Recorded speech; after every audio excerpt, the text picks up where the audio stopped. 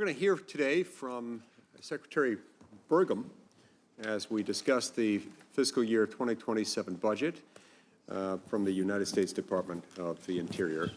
Welcome, Mr. Secretary. I'll begin with my opening statement, followed by Ranking Member Heinrich's opening statement, and then we'll turn to Secretary Burgum for his opening statement, followed by questions from members of the committee.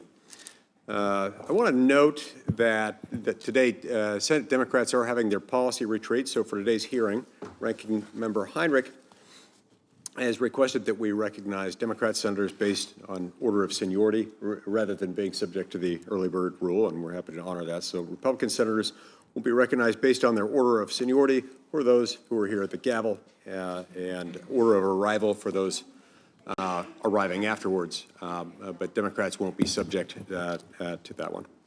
And I'll begin. Mr. Secretary, President Trump campaigned on a promise to unleash American energy. And delivering on that promise runs directly through the department that you lead in so many respects. When you assumed office, you inherited a department that had been alienated against its own purpose, certainly against that particular purpose. Under your predecessor, the Biden administration did everything in its power to dampen energy production and narrow access to federal land. Lease sales were canceled or, in many cases, delayed. Permits were slow-walked and, in some cases, revoked. The Biden administration didn't view the federal estate as a national asset to be actively managed. Instead, use was treated with suspicion, and access became conditional, revocable, and increasingly rare. We were sold a lie that demand could be managed from above, that supply would quietly adjust to political preference, and that the consequences could be deferred. Predictably, supply chains drifted further overseas, leaving us more exposed to decisions made abroad, outside of our control. Wildfire threats grew more severe, and coordination remained fragmented and slower than the scale of the problem under today's circumstances required. The boom in artificial intelligence, coupled with the development of advanced manufacturing, proved just how untenable the previous administration's approach was.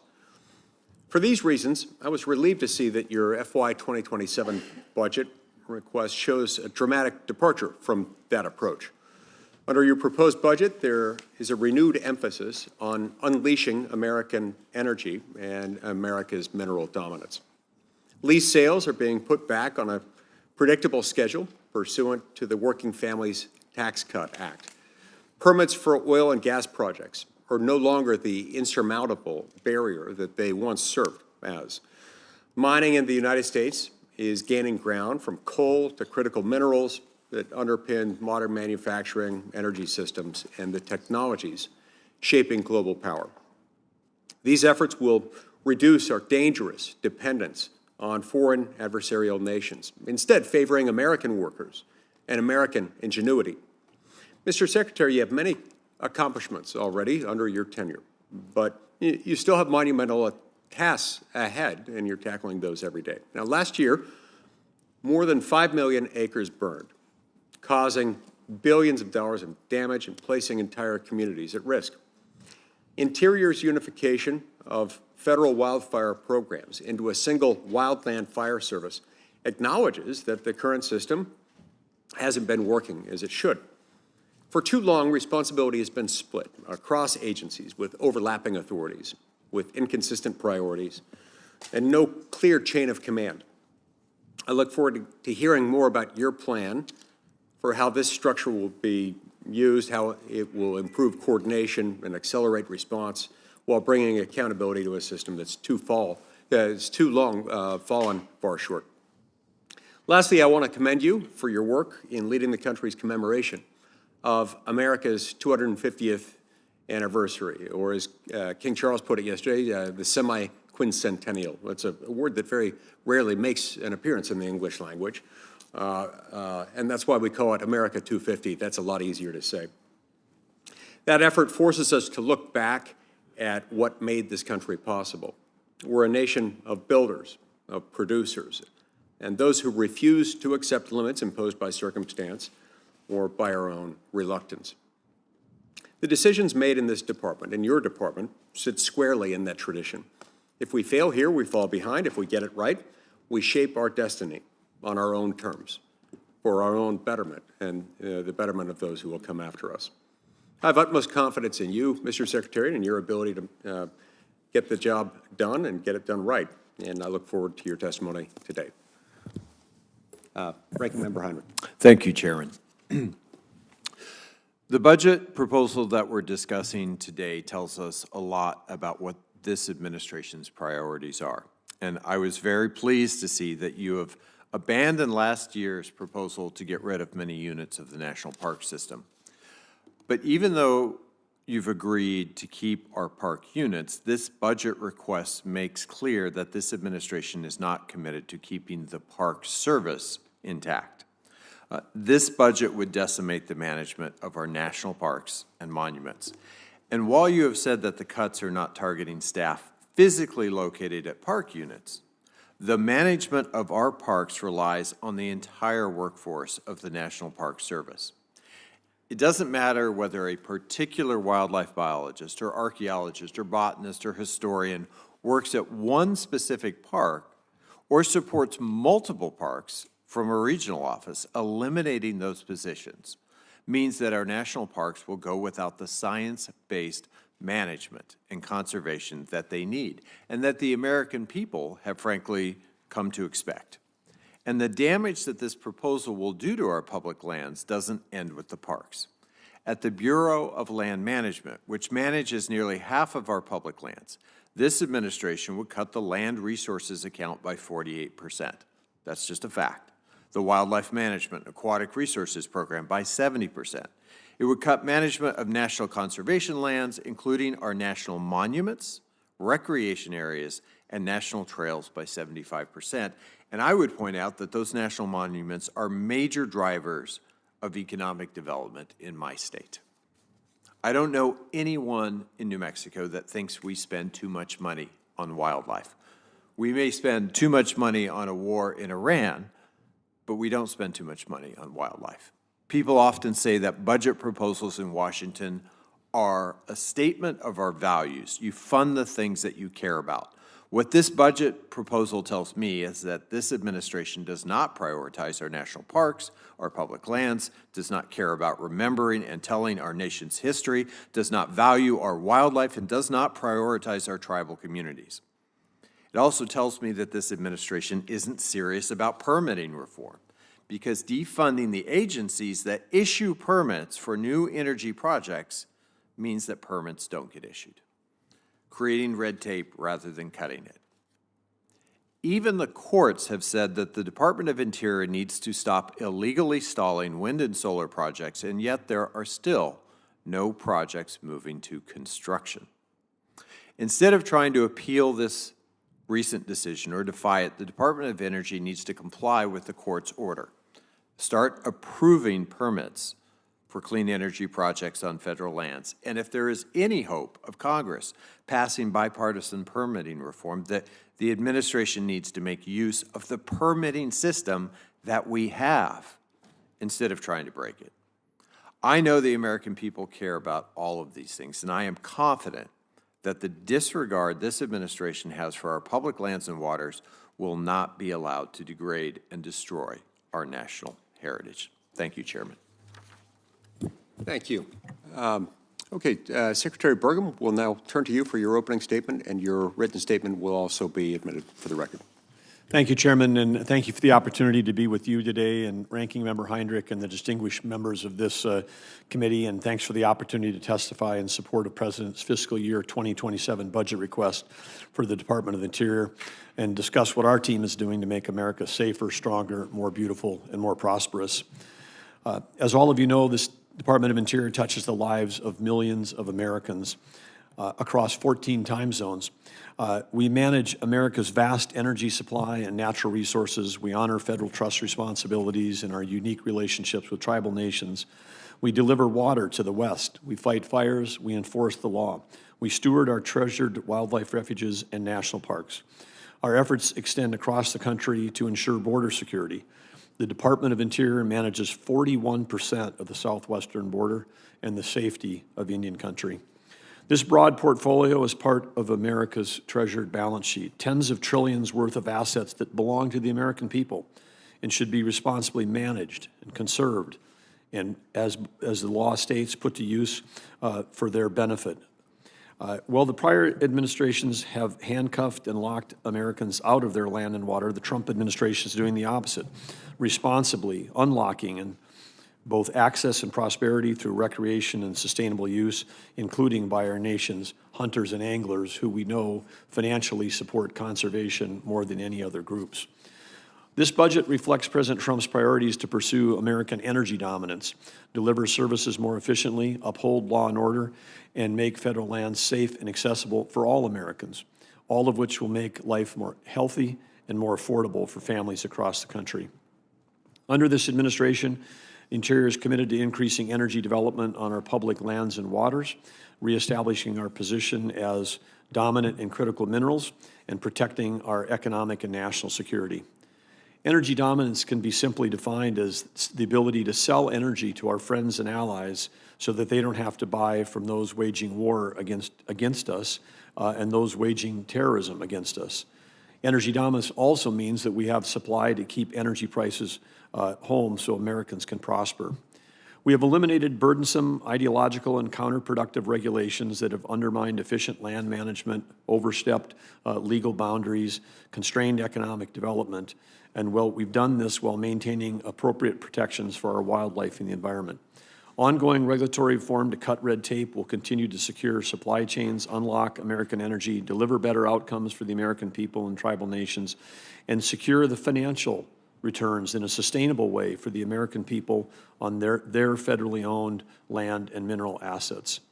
Those returns on those assets can help solve the enormous backlog of deferred maintenance that we have as a country that never seems to get funded through appropriations. Last month, the department held record lease sale in the National Petroleum Reserve in Alaska, generating record revenue, creating opportunities for those Native Alaskans that live in the North Slope borough. And following Congress's direction in the Working Families Tax Cut Act, we are scheduling and holding energy lease sales according to the law to increase supply and lower costs for Americans. The department estimates that revenues in 2027 will exceed nearly $20 billion. That makes the Department of Interior unusual across the federal budget in that we will have more revenue coming in than expenses going out, and we believe that as we can manage this department in a way to have the revenue go up, to have more resources to manage, more financial resources to manage our natural resources.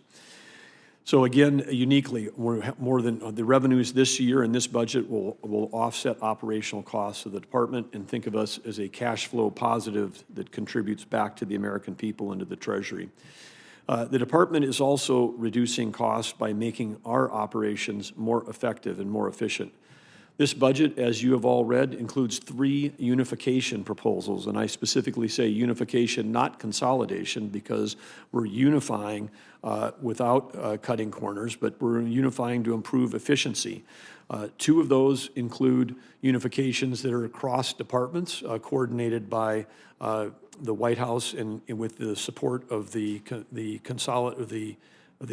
multiple departments, and a further one is just within our own department. One of the 2, the further strategic unification of wildland fire programs into the department's new U.S. Wildland Fire Service. It considers the unification of the parallel and often redundant work. That was the first one. The second one is the unification of the parallel and often redundant work of the Fish and Wildlife Service and NOAA under the Endangered Species Act and the Marine Mammal Protection Act, combining both of those activities into the Fish and Wildlife Service. So there's one place for people to go if they're trying to find out where a mammal or a fish might be endangered, as opposed to having to go to 2 separate agencies. The reunification of the department's two existing offshore minerals management bureaus is something that occurs just within our own department, but we're combining BOEM and Bessie back into a single entity in Marine Minerals Administration. Streamlining the governance of offshore energy and mineral resources will deliver greater value to the American public and ensure safe, expeditious, and orderly development of the Outer Continental Shelf energy and critical minerals resources, while keeping the revenue coming from those offshore resources, which was a concern of over a decade ago, into a separate organization. These unification efforts will streamline bureaucracy and make our work to fight fires, manage our forests, protect our wildlife and the environment, and manage our mineral resources all faster, smarter, and more effective. The budget also advances key administrative priorities, including upholding trust responsibilities, empowering Indian country, conserving America's wildlife and natural resources, and making public lands accessible to all Americans for hunting, fishing, recreation, and other uses. We are expanding efforts to cooperate with tribes and federal agencies to fulfill federal trust responsibilities by committing to open-door engagement, transparency, and sustained communication with all 575 federally recognized tribes. In 2027, the department will also continue its commitment to advancing tribal sovereignty, promoting economic opportunities, reducing the probate backlog, and combating violent crime and the crisis of missing and murdered Indigenous people. Millions of Americans visit interior managed lands each year, fueling a boom of outdoor recreation economy and supporting jobs and small businesses nationwide. It's estimated that the outdoor recreation economy is now reaching $1.3 trillion and employs 3% of the American public. The 2027 budget focuses on the continued maintenance and beautification of interior's assets. One big ask that I would have of this important committee is for your full support for the expeditious reauthorization of the Great American Outdoors Act Legacy Restoration Fund, which was passed by Congress and signed by President Trump in his first term. A reauthorization for an additional 5 years would, again, help us protect these important resources and tackle the growing deferred maintenance backlog. Through this fund, the department invests in properly maintaining roads, bridges, water systems, visitor centers, and other assets so visitors can continue to safely enjoy our national parks and public lands for years to come.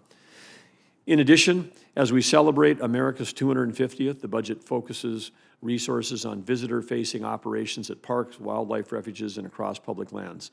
This will help improve visitor experience, drive tourism, create jobs, generate revenue for our important partners in local interest communities, all while promoting responsible stewardship of our natural resources. This budget also includes a new proposal, the Presidential Capital Stewardship Program, for priority construction and beautification and deferred maintenance projects in and around the large national capital region to address years of inadequate maintenance. This program will support the President's Make America Beautiful Again agenda, and projects will improve safety and accessibility, rehabilitate historic buildings and landscapes, improve infrastructure in the greater capital region, including our highways and underground infrastructure, and enhance the overall visitor experience in Washington, D.C. and the surrounding area. The iconic monuments, memorials, and landscapes supported by these projects will continue to be protected by the United States Park Police, a separate law enforcement group, one of 5 that are law enforcement groups that are part of Interior. The U.S. Park Police was founded by George Washington in 1791. Under prior administrations, this force had been essentially defunded. Under President Trump's leadership, the U.S. Park Police has expedited the hiring of more than 300 new officers to help keep our nation's capital and national parks safe and beautiful. This budget includes an increase of $111 million for these dedicated law enforcement officers, the equipment and the tools they need to operate to keep our national capital region fully staffed and safe. Simply put, this budget puts America's first and Americans first while ensuring peace and prosperity for our country's future. I deeply appreciate this committee's support for the department's mission, and I look forward to working closely with each of you to advance the President's priorities. Thank you. Thank you, Secretary Burgum. We'll now begin our 5-minute rounds of questions, and I will begin. Mr. Secretary, since January 1st, more than 23,000 fires have burned over 1.8 million acres nationwide. The failure of past administrations to conduct active land management has helped turn the West into a giant tinderbox. Under your leadership, changes are finally happening. How will I'd love for you to just sort of explain to us how the U.S. Wildland Fire Service will improve Interior's ability to mitigate risk and streamline operations and get the wildfire crisis under control. Thank you, Chairman. As this committee knows, there are 4 separate firefighting units within the Department of Interior. They are held within 4 of our bureaus. So we've got a separate one for the national parks, U.S. Fish and Wildlife, Bureau of Indian Affairs, and Bureau of Land Management. In some cases, these are large. The Bureau of Land Management in many states manages forests larger than the U.S. Forest Service.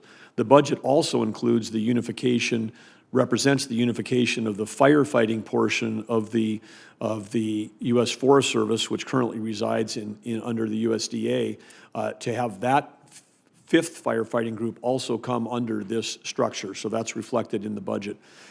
What we have across these 5 firefighting groups today is we've got courageous young men and women, well-trained and capable to go out and fight fires. Think of it as the Army, the Navy, the Marines, the Air Force, the Coast Guard. But we don't have a Joint Chiefs of Staff. We find ourselves, when a fire doesn't understand the difference between state land, private land, is it BLM land, National Park Service land? Fire doesn't care. But we get to the top of this chain, and without a Joint Chiefs of Staff, we don't have the ability to make decisions about deploying aircraft appropriately and expeditiously. And we haven't had leadership. In some of these organizations, the leadership would be a hotshot firefighter on the front line, reports to a firefighter, but at some point in the chain, they report to a land manager that might be saying, hey, I'm constrained in my budget. I got a fire here, but I got to let it burn because I have no budget for being able to do any kind of forest management. Well, right next door, we might have someone else that says, no, it's 90 degrees out, the wind's blowing 70 miles an hour. We have to take an approach of extinguishing this fire. So we've got to focus on suppression, and we have another group that is focusing on containment. This happened to us last year where we had fires that burned out of control adjacent to each other on federal lands. So with this proposal, we have proceeded within our own department. We've hired a head of a national wildland fire chief with great experience. He's been making the rounds with Congress. We're happy to set up meetings with any of you or your staff for him and myself, our Dep Secretary, to talk about this. But this is a much-needed change. In addition to this unification, we're also taking a look at pay, retirement benefits. We've had folks that come, they get trained, they join one, and then they decide, oh, I get better pay in the other agency. I'm going to switch to that one. We've got to be unified across all of this. The support from the front lines is high, and I'd say the implementation that we're moving ahead on right now as we head into this season, it gives us the ability to say, if we put out a secretarial order, so now the wildland fire chief reports all the way up to the secretary's office, to me, not someplace else, 5 different locations. One order saying, this year, with this incredibly dry year in the West, we are under full suppression. If there's a fire, as of when that issue went out, secretarial order a few weeks ago, there's a fire, we're putting it out. We can't waste human resources, we can't waste financial resources, aviation resources this spring, hoping that some of these fires are going to go out on themselves. So this is a long overdue, it's been talked about for decades, long overdue. We're charging ahead. We would love to have the full support of this committee. Great, thank you. And I like the Joint Chiefs analogy, war on fires. President Trump's budget includes a provision to reauthorize the Legacy Restoration Fund, but with some needed reforms. Our land management agencies have a deferred maintenance backlog that adds up to more than $30 billion with a B, which is an increase from when the LRF was created. This is in part because current law provides permanent funding to buy more land and to increase the federal estate, only growing the maintenance needs. And so if we don't catch up with that, we could get even farther behind. So, Mr. Secretary, as we discuss reauthorizing the Legacy Restoration Fund, will you work with us to make reforms to ensure that the deferred maintenance backlog decreases? Yes, absolutely, sir. And thank you also for your commitment on the Colorado River issues that we face. As you know, the outcome of ongoing negotiations have had will have a massive impact on Utah and on the West. Will you commit to being transparent and working with the Upper Basin, and including providing maximum possible notice for actions impacting the Colorado River, specifically in the Upper Basin? Yeah, absolutely. And I'd say we've taken unprecedented action in this dry year. We've had the 7 governors of those states of all Upper and Lower Basin all been in my office, with the exception of one that had to remote in. We've had 2 video calls with, including one with all 7 Western states governors on this thing. So it's not just the water managers. We're talking secretary to governors as we try to address these issues, and we'll keep that transparency and regular communication up. Great. Thank you. Senator Heinrich. Thank you, Chairman. First, I want to say I very much appreciate your testimony with respect to reauthorizing the Great American Outdoors Act Legacy Restoration Fund. That is one of the most ubiquitously bipartisan policies that this committee has produced in the last decade. So we look forward to working with you on that. I am concerned that over the last year, we have seen a hollowing out of the Department of Interior.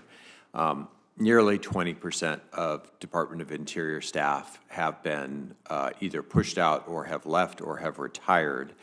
And yet the department recently offered another round of deferred resignations. And I hear from my state on the ground about not being able to get messages returned, phone calls back, permits approved. So why is the department continuing to offer buyouts and deferred resignations when that only deepens our ability, the existing staffing shortages, and more importantly, the ability for people to actually actively manage these landscapes?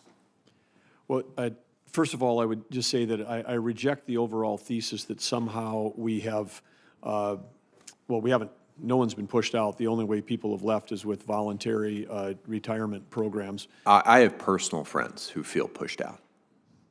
I understand people may feel that way, but the fact is that... I mean, when they got the fork in the road email, and I know that didn't come from you, it came from someone who's not even in the government anymore, people got the message.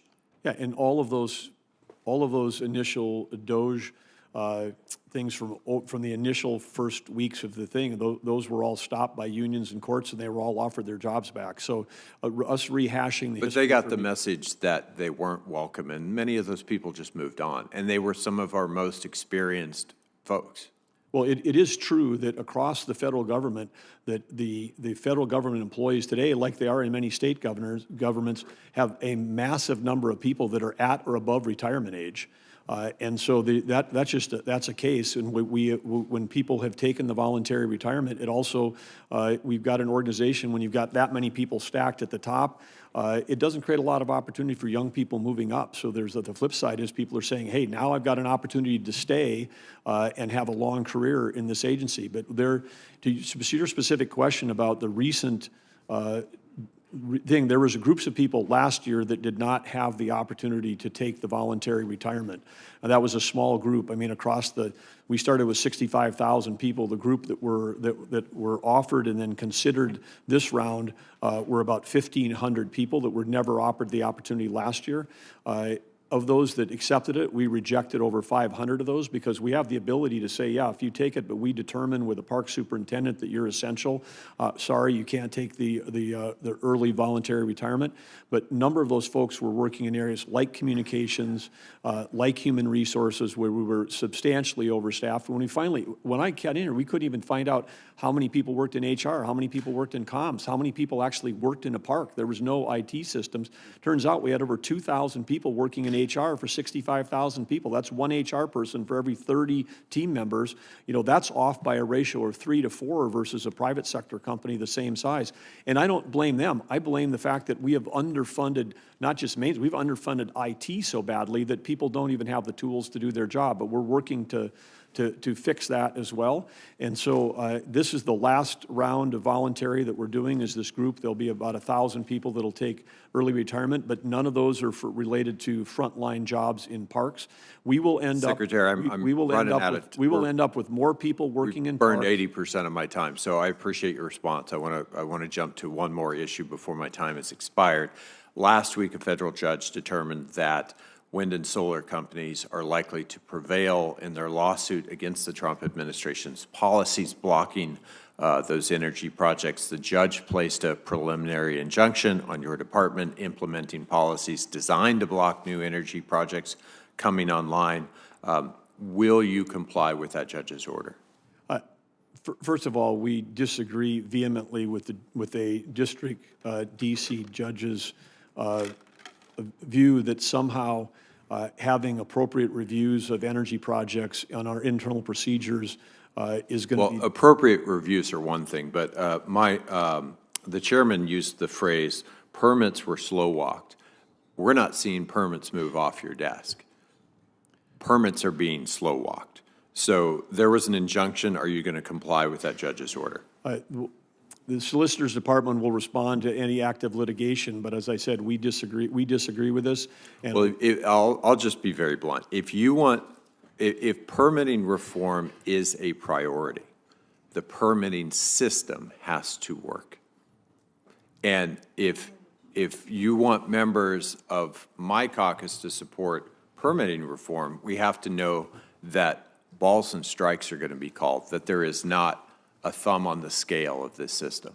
If that confidence does not exist right now, Secretary. Well, I would say I would be thrilled if there was going to be unanimity about not having the thumb on the scale, because we just came out of 4 years. So let's do that together. We came out of 4 years of that, and as we try to get back to a balance. Both sides are likely to say, like, their side had the thumb on the scale here, our side had the thumb on the scale there. Let's make this a system where you can't do that. I think that would be fantastic. Love to have your support to do that. But to be clear on this court order, it's absurd to me that a court would say that we can't review projects. That's basically what it says, and that's an internal executive branch element. You can review projects, but at some point you have to make a decision. We've got 6 projects that have gone through the entire review. They have EISs and EAs that are ready to go. They're all just lacking your signature. That's not review. That is, by definition, slow walking. Senator Parasso. Thanks, Mr. Chairman. Thank you very much.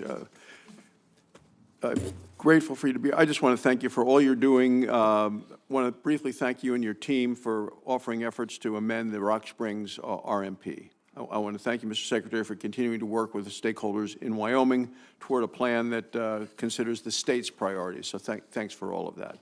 I did want to talk about the overpopulation of wild horses. There are about 7,000 wild horses in excess in southwest Wyoming. This overpopulation has a terrible impact on the health of the landscape. The Biden administration canceled and delayed horse gathering for 2 years. Mismanagement greatly set Wyoming back in the Bureau's mission to responsibly manage the wild herds in the West. 2025, Bureau of Land Management announced a plan to remove over 3,000 wild horses in this area of Wyoming, and Congress has already provided the funding to do it. On Friday, April 24th, just last Friday, the BLM field office announced that they won't be able to start these gatherings until August of 2027 due to pending litigation. Can you just describe what's going on and bring us up to date? Well, certainly, Senator, you understand the tremendous issue we have, not just in Wyoming, but in other western states where we have a growing and out-of-control wild horse and burro issue, which is affecting the landscape, affecting ranchers, affecting the economics of local communities. We, of course, this has been a longstanding problem that was made worse, as you described, during the prior administration from not doing things like horse gathers, but whether there's horse gathers, there's fertility treatments, there's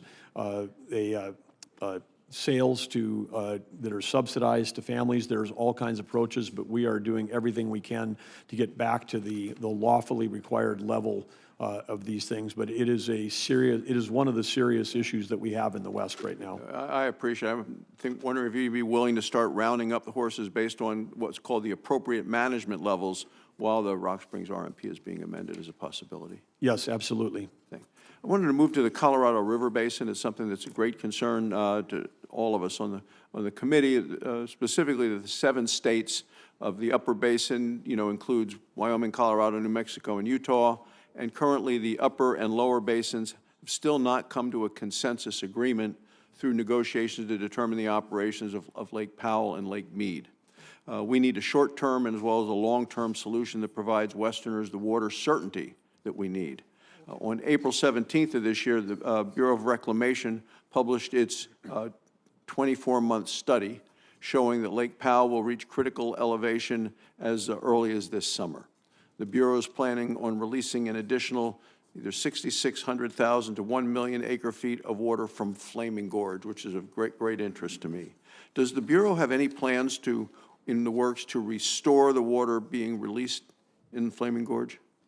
Well, as we work through essentially the emergency situation we have and the orders that went out recently in April were related to the 20-year compact, which had a drought response procedure. So we're following those in the final year of this 20-year compact. That's what we're following as we do that. Certainly the refilling of Glen Canyon is going to take additional moisture coming from someplace. Obviously, we would love to recharge the whole system, so happy to work with the upper basin and everybody we can, but we have a situation where we've got more water allocations than we have water, and so it's going to be a challenging year, and we're seeing that in the inability for the 7 states to come to any kind of agreement. Yeah, well, we appreciate it. I mean, you look at the history of this, and now we're about 103 or 104 years into this compact. It was based on misunderstanding of how much rain they would expect, what kind of moisture they were expecting. When they came up with that, they used wet years, which was a mistake in their calculations over 100 years ago, and then they never foresaw 40 million people drawing from this, whether it's Las Vegas, whether it's Phoenix. So they made some early mistakes that we now are in the situation having to deal with. I understand that the lower basin met with the Bureau just last week. Is the department still committed to the 7-state basin solution, and would the agency be willing to meet with the upper basin as well? Yeah, yes and yes. Okay, thank you. In terms of permitting, Congress currently, as you know, engaged in serious conversations about permitting reform. What do you view as a top priority in permitting reform? Well, I believe that having permitting reform is unleashing the capital. There's an estimated $1.5 trillion that's been approved by states, universities, small businesses, corporations that's waiting for a permit at the state, local, or federal level. And we can supercharge our economy, get back to building great things in this country. And part of that is we have to figure out a way to not use the creep of regulations that were not passed by Congress, whether that was particularly around ESA or NEPA, to basically weaponize regulations that did not come from Congress to stop or delay or hold up projects. Great. Thank you, Mr. Secretary. Thank you, Mr. Chairman. Senator Hirono. Thank you, Mr. Chairman. When you were before this committee earlier, you were asked information about who's been fired, who's been retired, et cetera, et cetera. We did not get that information from you, and subsequent to that, I think a number of us wrote letters to you asking for this information, and you had a department that had around 70,000 employees, is that correct?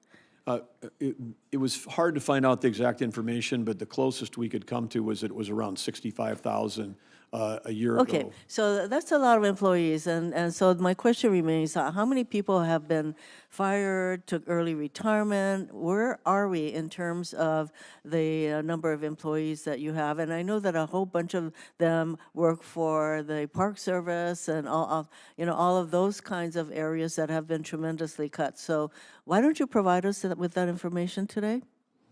I'd be happy to get back to you on the number of people that have taken early retirement, the number earlier voluntary retirement. You used the word fired. The only time anyone would have been fired from the organization is if they somehow had an action. So we're talking small number of people that would have actually been fired. You mean that if people were fired, they actually were fired for cause? Is that what you're Yes. saying? Yes. So since you were asked this last time, it's been about a year, why are you not prepared to give us this information today? And especially the people who are working for our national park services, et cetera, these are the people who interact with the public. Well, agreed. And I'd like to know what kind of cuts have been imposed on those services as a result of cuts to the workforce. Well, the goal, of course, is to have no cuts to services and no cuts to hours and no cuts whatever, because we had so many people working for the Park Service that didn't work in a park. It took us 2 months to find out a number, the estimate was roughly about 26,000 people that were working for the Park Service. But understand, the HR systems that were never funded were so disparate and there was just no information. We couldn't even find out, we still today are trying to find out about 2% of the 65,000. We don't know which units they're attached to. There was so much hiring where people were working from home that when they're working from home, sometimes in a location, we're sending a check that's nowhere near a national park. I find it very totally unacceptable that you don't know what's going on in your own department. But of critical interest to me are the people who are employed at Interior that actually deal with, for example, with the park services. So, we still don't have that information. Let me get on to another question. Earlier this year, I joined a number of my colleagues in sending a letter to you expressing concern about efforts by the National Park Service to erase history on sites that discuss things such as Native American history and slavery. For example, the removal of the slavery exhibit at the President's house in Philadelphia. And your response, which I only recently received yesterday, fails to answer any of the questions we asked, and instead you stated, quoting you, the NPS is entrusted with preserving and interpreting our nation's heritage and must ensure park interpretive materials accurately reflect American history and not partisan ideology. Mr. Secretary, is slavery a partisan ideology? Let me start with the examples that you have. If you'd care, I would say that the question I'm asking you is a yes or no question, because you said you're removing this information because you don't want any I'm responding to the statement that ideology? you made at the beginning of your remarks, which is false. How about answering the question that I asked you right now? Is Your question is based on a false premise. Is slavery a partisan ideology that require the removal of information on slavery in your park? You're basing this question on the idea that somehow something has been removed. I would invite you or your staff to go to either the website. You can see the information that is still there. Some of these examples that are floating around the media that saying things have been removed, they haven't been removed. In the case of Philadelphia, there's a weird injunction where we can't put the new signage up, and yet what is on the new signage, which is not hiding any points of our history, is available for anyone to read. And I would invite you to read the language that we have and see if it's objectionable to them. And of course, it is not an ideology. So is your answer slavery is not a partisan ideology? So your answer is no, it's not a partisan ideology. There's a double negative there, but I would just say that the characterization that somehow there was a desire to whitewash history and hide aspects of our history is just simply false. And all someone has to do, rather than... Okay, why is it that you just can't say, no, that slavery is not a partisan ideology? What about information in your parks relating to the internment of 120,000 Japanese Americans during World War II? Is that partisan ideology that required the removal of such information? I don't believe any of that information has been removed, so we're having a theoretical discussion, and we should talk about I believe that this kind of information was removed. So if none of this is happening, excuse me, Mr. Secretary. I'd like to have specific examples of where it's been Mr. Chairman, removed. reclaiming my time, please. Yeah, wrap it up if you can. I am glad to hear that none of these kinds of pieces of information are being removed, but I basically, Mr. Chairman, have serious concerns about what is happening in the interior and all of the programs that relate to Alaska Natives, American Indians, and Native Hawaiians, and all of those kinds of programs, and what's happening to the cuts to those programs. I have serious concerns about your leadership at the Interior. Thank you, Mr. Chairman. Senator Daines. Secretary Burgum, good to have you back up on the Hill. I want to talk about our national parks. And Angus King and I are the co-chairs of the National Parks Subcommittee. We don't even actually call ourselves the ranking member or the chairman. We're always co-chairs in the spirit of bipartisanship, and our national parks should always be one of the most bipartisan issues we have here on Capitol Hill. They are the gems of our public lands. And Montana is blessed to have some of the crown jewels as part of the Park Service. You won't find a topic that brings Congress together more than supporting our national parks. I'm very glad to see President Trump fully support the reauthorization of the Legacy Restoration Fund for this year's budget. Behind me is a direct quote from President Trump's budget brief from OMB. Congress must take the direction of President Trump, reauthorize this by America's 250th anniversary, and last time I checked, that's scheduled for July 4th. Senator King's and my hugely bipartisan America the Beautiful Act does just that, and our support is only growing. Secretary Burgum, as of this morning, we have 52 co-sponsors, evenly divided. We bring them on like Noah's Ark, 2 by 2. We've got 26 Republicans. We've got 26 Democrats. We've got perfect equilibrium right now as we go forward. My question for you, Mr. Secretary, do you agree that we must reauthorize the Legacy Restoration Fund, and will you work with me to get that bill on President Trump's desk by July 4th? 100% agree. Absolutely. Myself and the entire department will work with you. This is an essential piece of legislation, and I agree with your timeline. This would be a gift to the United States of America to pass this again before our 250th birthday celebration on the 4th of July. Thank you, Senator, and thank you, Senator King, for your co-leadership on this. Thank you. I know when President Trump signed the Great America Outdoors Act under his first presidency, many called it the greatest conservation win in 50 years. We want to keep that moving forward, and thanks for your support, Mr. Secretary. I want to talk about rural water. It's the lifeblood of rural communities. Here in Washington, D.C., we get like over 41 inches of rain a year. I think a little more than Seattle does, believe it or not. Back in where we're from, in North Dakota and Montana, our average rainfall up on our high line, it can be 12 to 15 inches a year. It's a semi-arid environment. I'm working on numerous bills to fund and build safe drinking water and expand irrigation for communities in eastern Montana. My Lower Yellowstone River Native Fish Conservation Act will ensure farmers and ranchers are not strapped with a financial burden of federal endangered species management. My Fort Peck Water System Realization Act will ensure the completion of a water system in northeastern Montana, and I'm soon going to release a bill to begin construction of the Dry Redwater Rural Water Project. I know these are kind of in the weeds, but I will tell you what, as you know, Mr. Secretary, somebody who's been the governor of North Dakota, these projects are absolutely lifelines for our ag community and, frankly, just to have clean water to drink. These are sometimes third world kind of problems, believe it or not, we have in some of these underserved areas across states like Montana to help towns like Circle, Montana, Jordan, Montana. All of these will need your support and funding to complete. I've also worked on the St. Mary project and the Milk River irrigation system to have the necessary funding to fix and upgrade a 100-year-old infrastructure on the High Line. Here's my question. Yesterday, I sent you a letter asking you to utilize an unspent reclamation funding from our historic working families tax cuts to support the St. Mary project. Would you work with me to get the money to the High Line to help our farmers, our ranchers, and our communities?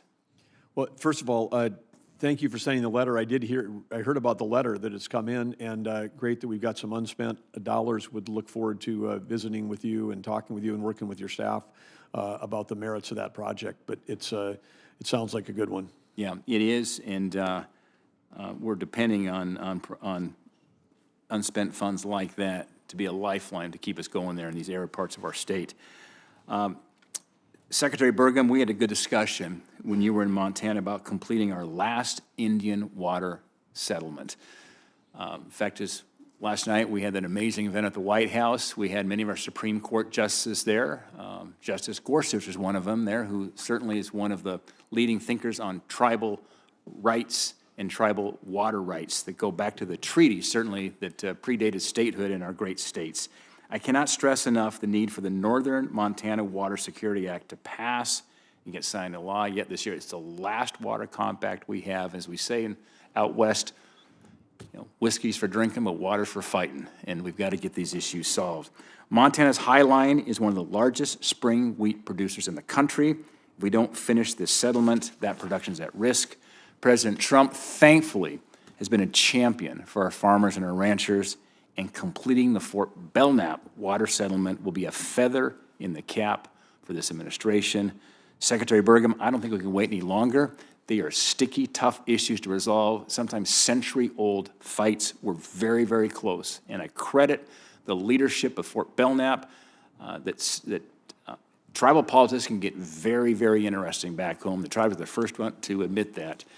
They have found a path forward here, taking some courageous steps to frame a water settlement that we can agree with. I couldn't agree with it. For 10 years, I had to tell them, I can't agree with what you're doing because you're conflating a couple issues. They cleaned it up, so it's going to be about water only. I said, now you've got an ally here to get this done. So we can't wait any longer. I want to work with you, Secretary Burgum, to get it done this year. Thanks again for all you're doing in your leadership at Interior. Grateful for your service. Well, we know President Trump loves to get deals done. Sounds like you've teed one up. We look forward to that. And I would just say, on behalf of Senator Hoeven and I, anytime you want to put up a chart that shows that North Dakota is the #1 spring wheat producer in the country, happy to do that. Even though that isn't the title, I think that the shaded counties actually would demonstrate that fact. Secretary Burgum, you know, I'm making these asks of you. I also know my audience here. So anyway, and I was going to say go Cats, I'll say go Bison. So. Thanks. Senator King. Thank you, Mr. Chairman. Mr. Secretary, thank you very much for your endorsement. Do you also, I wasn't clear, are you in favor of the America the Beautiful Act? I'm sorry, Senator King, I just got passed a note. So No problem. Your endorsement of the refunding of the LRF, do you also endorse the America the Beautiful Act of Mr. Senator Daines and I? Yes, yes. Okay, that's great. I appreciate that. I take it from your testimony earlier, you're in favor of a bipartisan permitting reform project here in the Senate. Is that correct? Absolutely. I want to share with you, as one who has been involved in these discussions for 10 years and a former developer, so I know all about permitting reform or have experienced the frustrations. The most significant obstacle to getting that done is you. It's your role in, as Senator Heinrich said, putting your thumb on the scale of multiple solar and wind projects that are sitting on your desk. I can tell you, again, as one who's been in the center of all of these discussions, there will be no permitting reform until this administration decides it's going to stop playing one side, allowing one side to go forward and not the other. We'd be foolish to pass permitting reform that allowed fossil projects to move with more alacrity through the system and theoretically would allow renewable projects only to end on your desk or on somebody else's desk or with some kind of action by another agency. So I want you to understand, I'm in favor of permitting reform, but not until this administration stops the role that you've been playing thus far. And I understand about the prior administration. That's a good argument for quitting this arrangement where one administration says no to certain forms of energy and the other says no to the other. We've got to stop that and make the permitting process neutral, fact-based, consistent, and predictable. Do you understand? Yes, I do. I appreciate that. And I think that we can make some progress on permitting reform, but again, I can assure you there won't be the votes unless we can have some assurance. And, you know, it would really help if you would move those permits that are sitting on your desk. That would be a gesture of good faith, because my concern is you're not following a court order. We could pass a statute and you wouldn't follow that either. So show us that you're committed to this even-handed process by moving those permits that are sitting on your desk for solar and wind. I think that would be I can tell you that would be a major step forward in getting to the place where we can do permitting reform.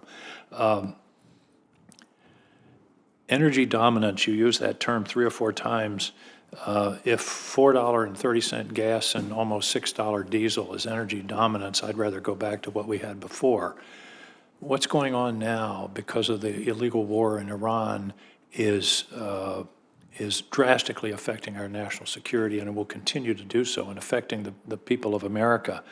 And it seems to me that the situation we're in now is a real lesson in the importance of weaning ourselves from fossil fuels. Because we can produce all the oil we want, but as you well know, oil is a worldwide commodity, and the price is not set in Maine or North Dakota or Texas. It's set on a worldwide basis, and that's exactly what we're suffering from now.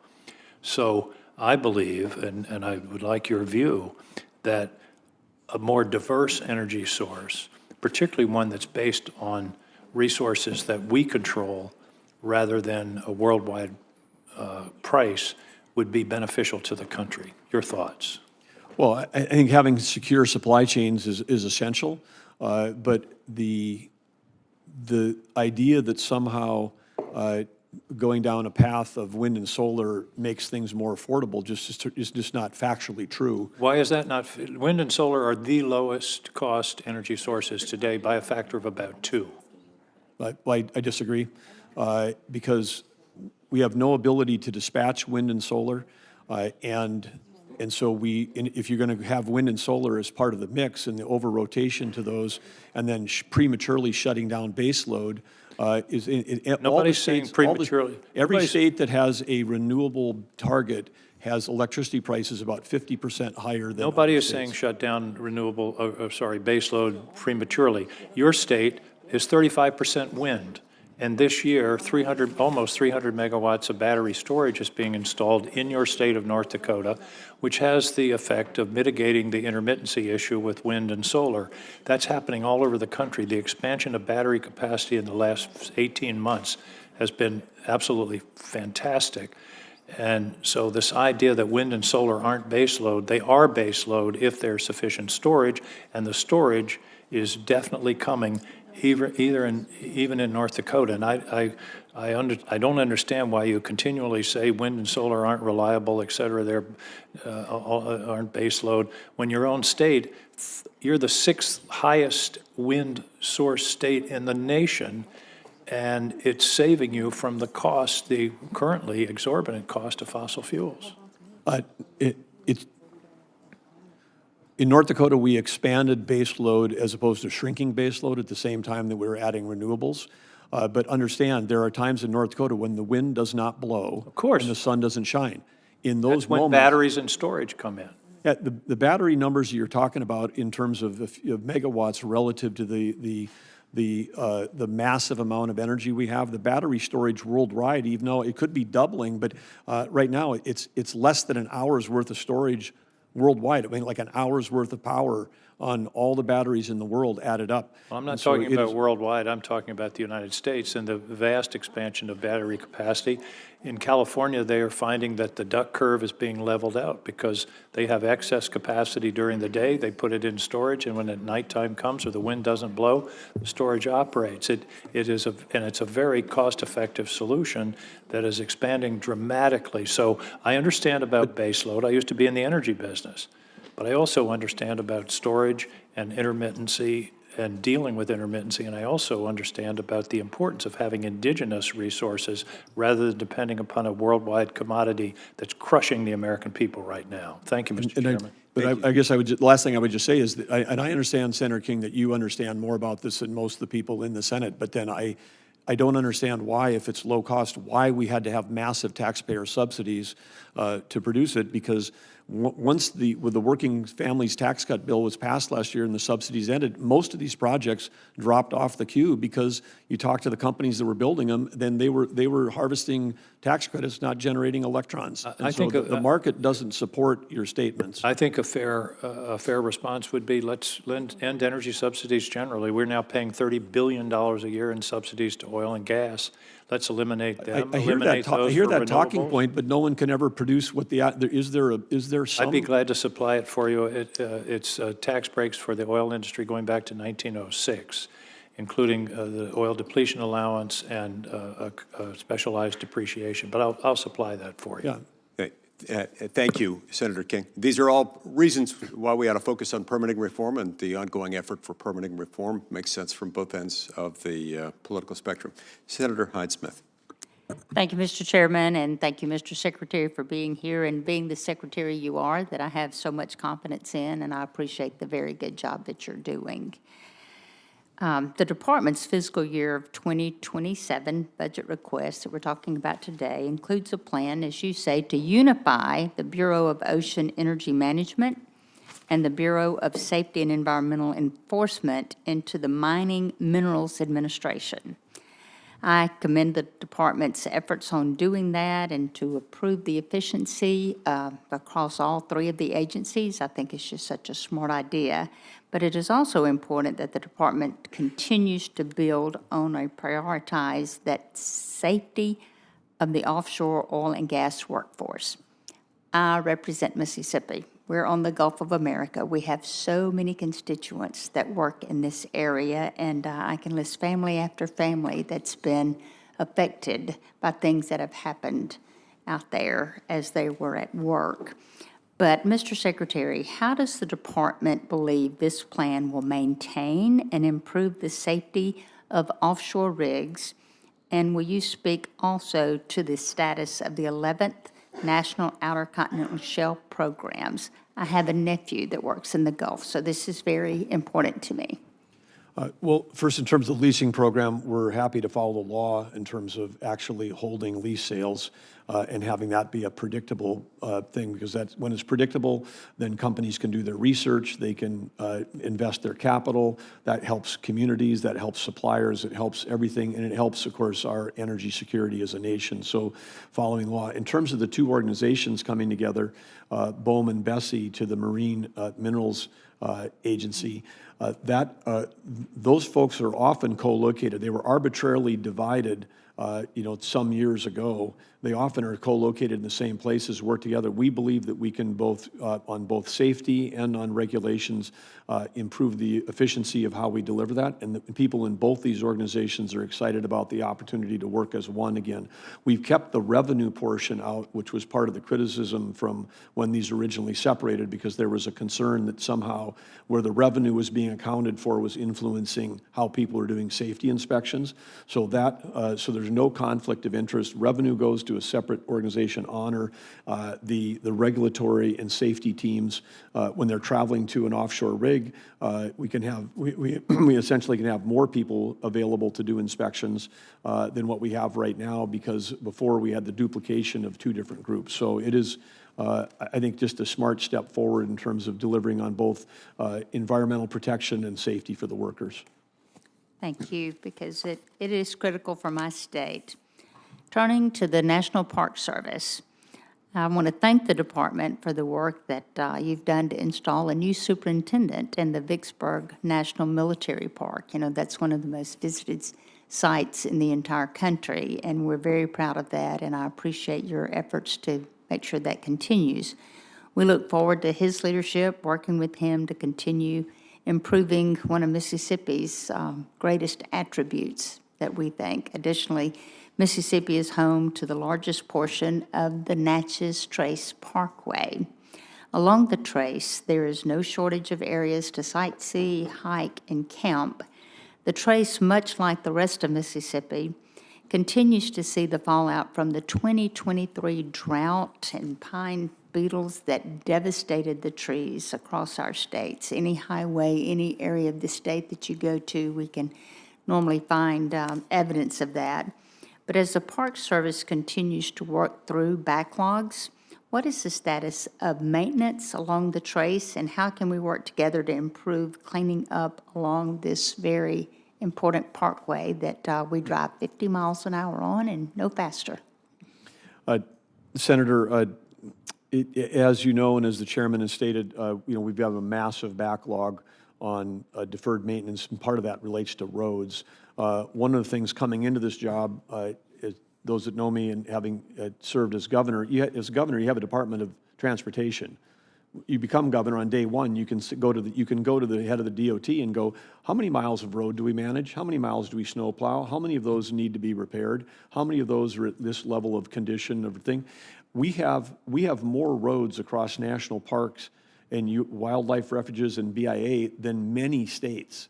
I'd say most states. I mean, we 20% of the federal land, all those roads then are federal roads, and we don't have this department has never received the funding to maintain those roads the way they need to.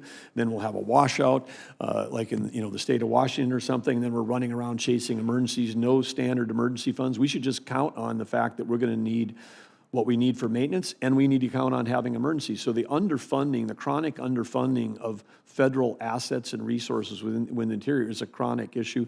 Passing, the LRF to allow us to have tackle some of that deferred maintenance would be awesome and would free up dollars. It's the fastest way that any of you that have got deferred maintenance in your states, I mean, and of course we heard there's a lot of support for reauthorizing LRF, but let's go, because that will give us the ability to tackle that. We're also trying to set up what I'll call a DOT. I want to have a head of all the roads across all these federal agencies, one person like I do for wildland fire, so that we can actually start to have the data, so then we would know, how to prioritize the repair of these roads, not just in emergency conditions, but to make sure they never get in bad shape in the first place. Thank you very much, and I'm out of time. Senator Cortez Masto.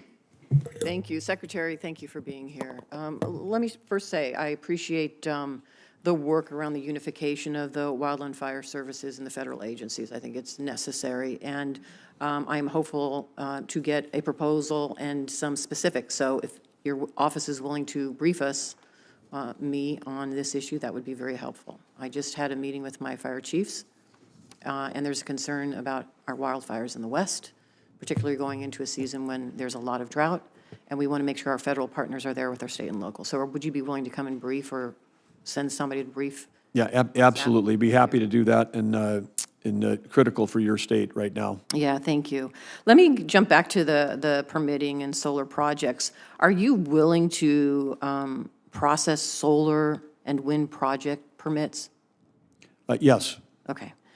So prior to the injunction, there was news reports indicating that some projects had begun moving through the permitting process, but your department didn't share a list of those. Are you willing to give us a list of those that have already started moving through that process of solar and wind and any type of renewable? Yeah, happy to share whatever public information is available relative to status on permitting. And I think one of the things on permitting reform, which would be great, was basically allow companies across all kinds of permits, whether it's water permits, whatever it is, to be able to get to a dashboard and know where they stand. That would be helpful, because I will tell you, I've met with many developers and are struggling to figure out how to advance through the process since you issued that July 15th memo. I am also hearing from developers, they're being told they have to be represented by Republican lobbyists if they want their projects approved. I think that's totally inappropriate. I hope that's not the case. So whatever transparency you could provide to us would be beneficial, I think, all around, including to those developers. Yeah, agree. Thank you. I'm going to jump to the Colorado River, because obviously this is important for us in the West as well. In the midst of this historic drought, 2 weeks ago, your Bureau of Reclamation announced that they were taking action to ensure that Lake Powell does not reach dead pool by transferring water from upstream. We just talked a little bit about that. This, let me just talk a little bit about this. Could reduce, in the drought and the water shortage we're seeing, it could reduce hydropower generation at Hoover Dam by up to 40%. And that would increase costs for, 1.5 million people across Nevada, California, and Arizona at a time when prices are already sky high. So I guess my question to you is, knowing this is occurring and knowing what is happening along the Colorado River and what we need to do as basin states to focus on conservation and smart water programs, why does the Interior's budget cut funding for the Bureau of Reclamation by 22%? And why does it zero out all water smart programs that fund water recycling, reuse grants, drought response, and water energy efficiency programs?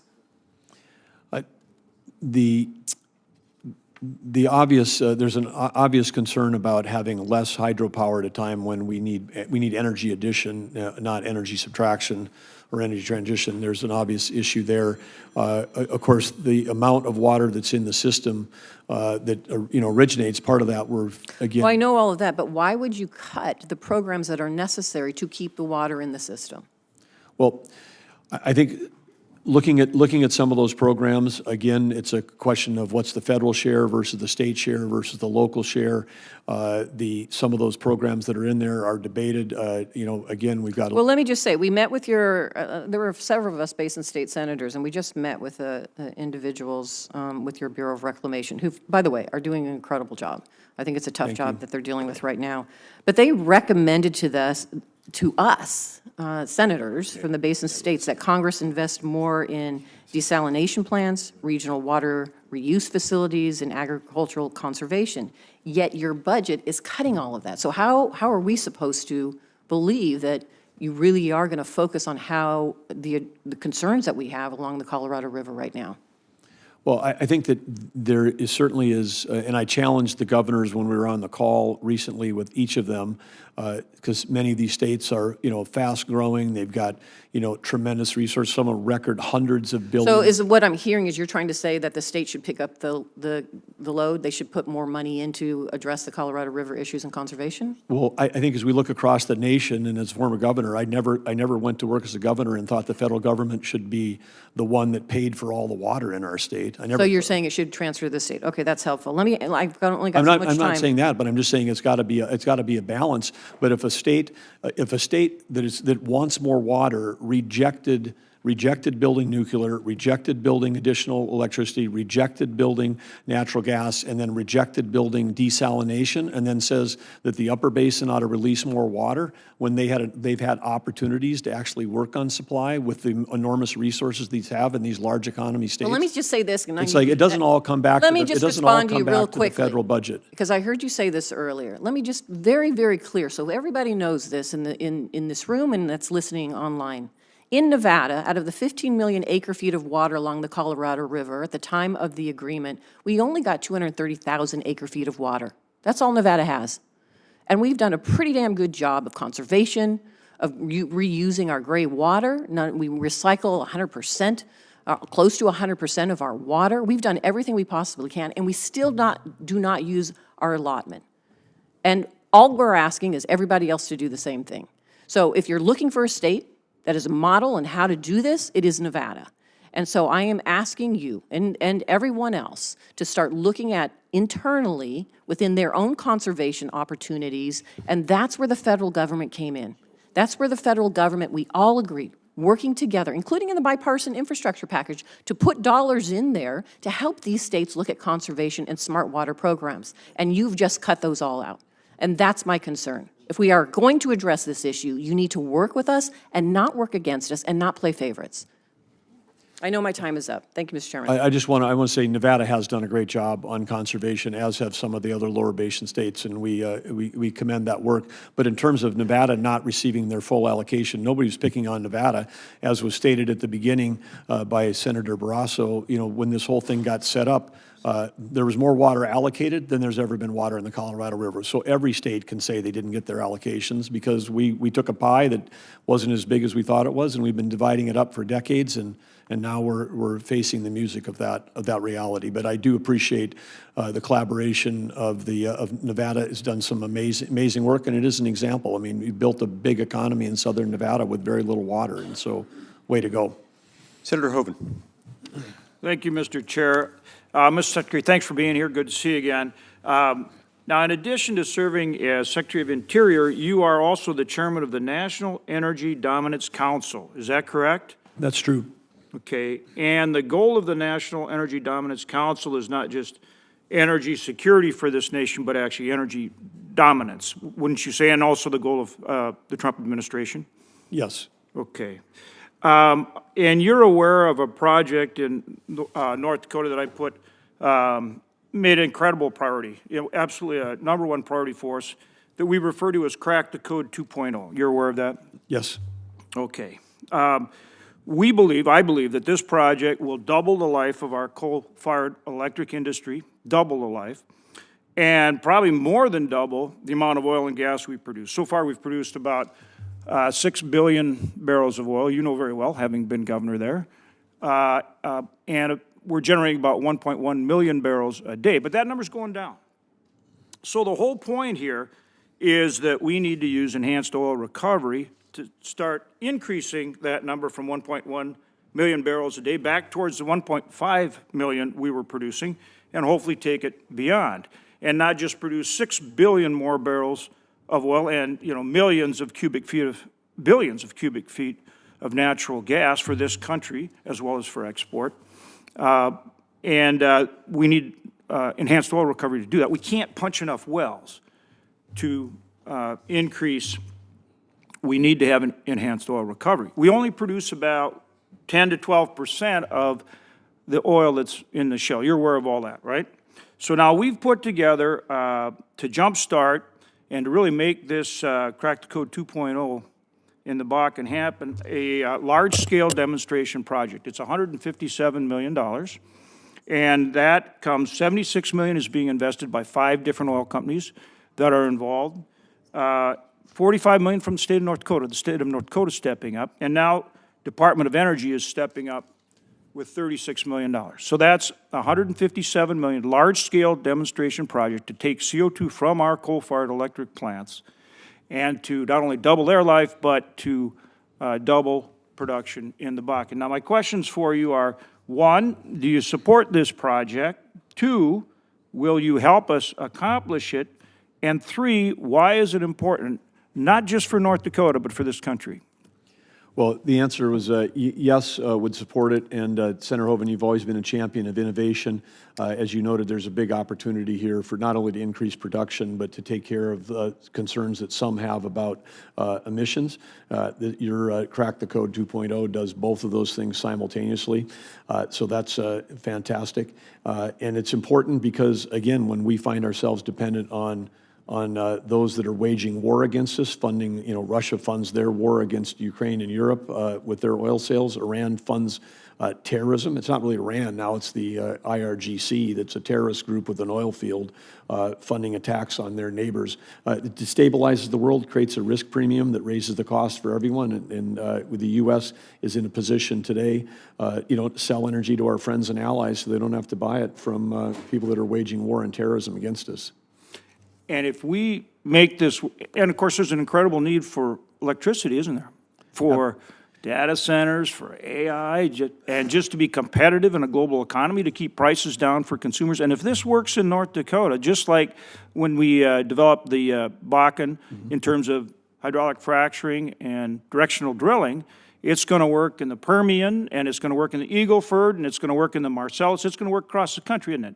Yes. So isn't that what energy dominance is all about? Well, it is. It is about winning the AI arms race, and to win the AI arms race, we need electricity because we're leading in chips, we're leading in software. China's beating us in terms of their ability to generate more electricity. They added 93 gigawatts of coal last year to their grid. This is it's an opportunity for us here in the U.S. Because one of our quickest ways to produce more electricity is to capture all this low-cost natural gas we have, convert that to power.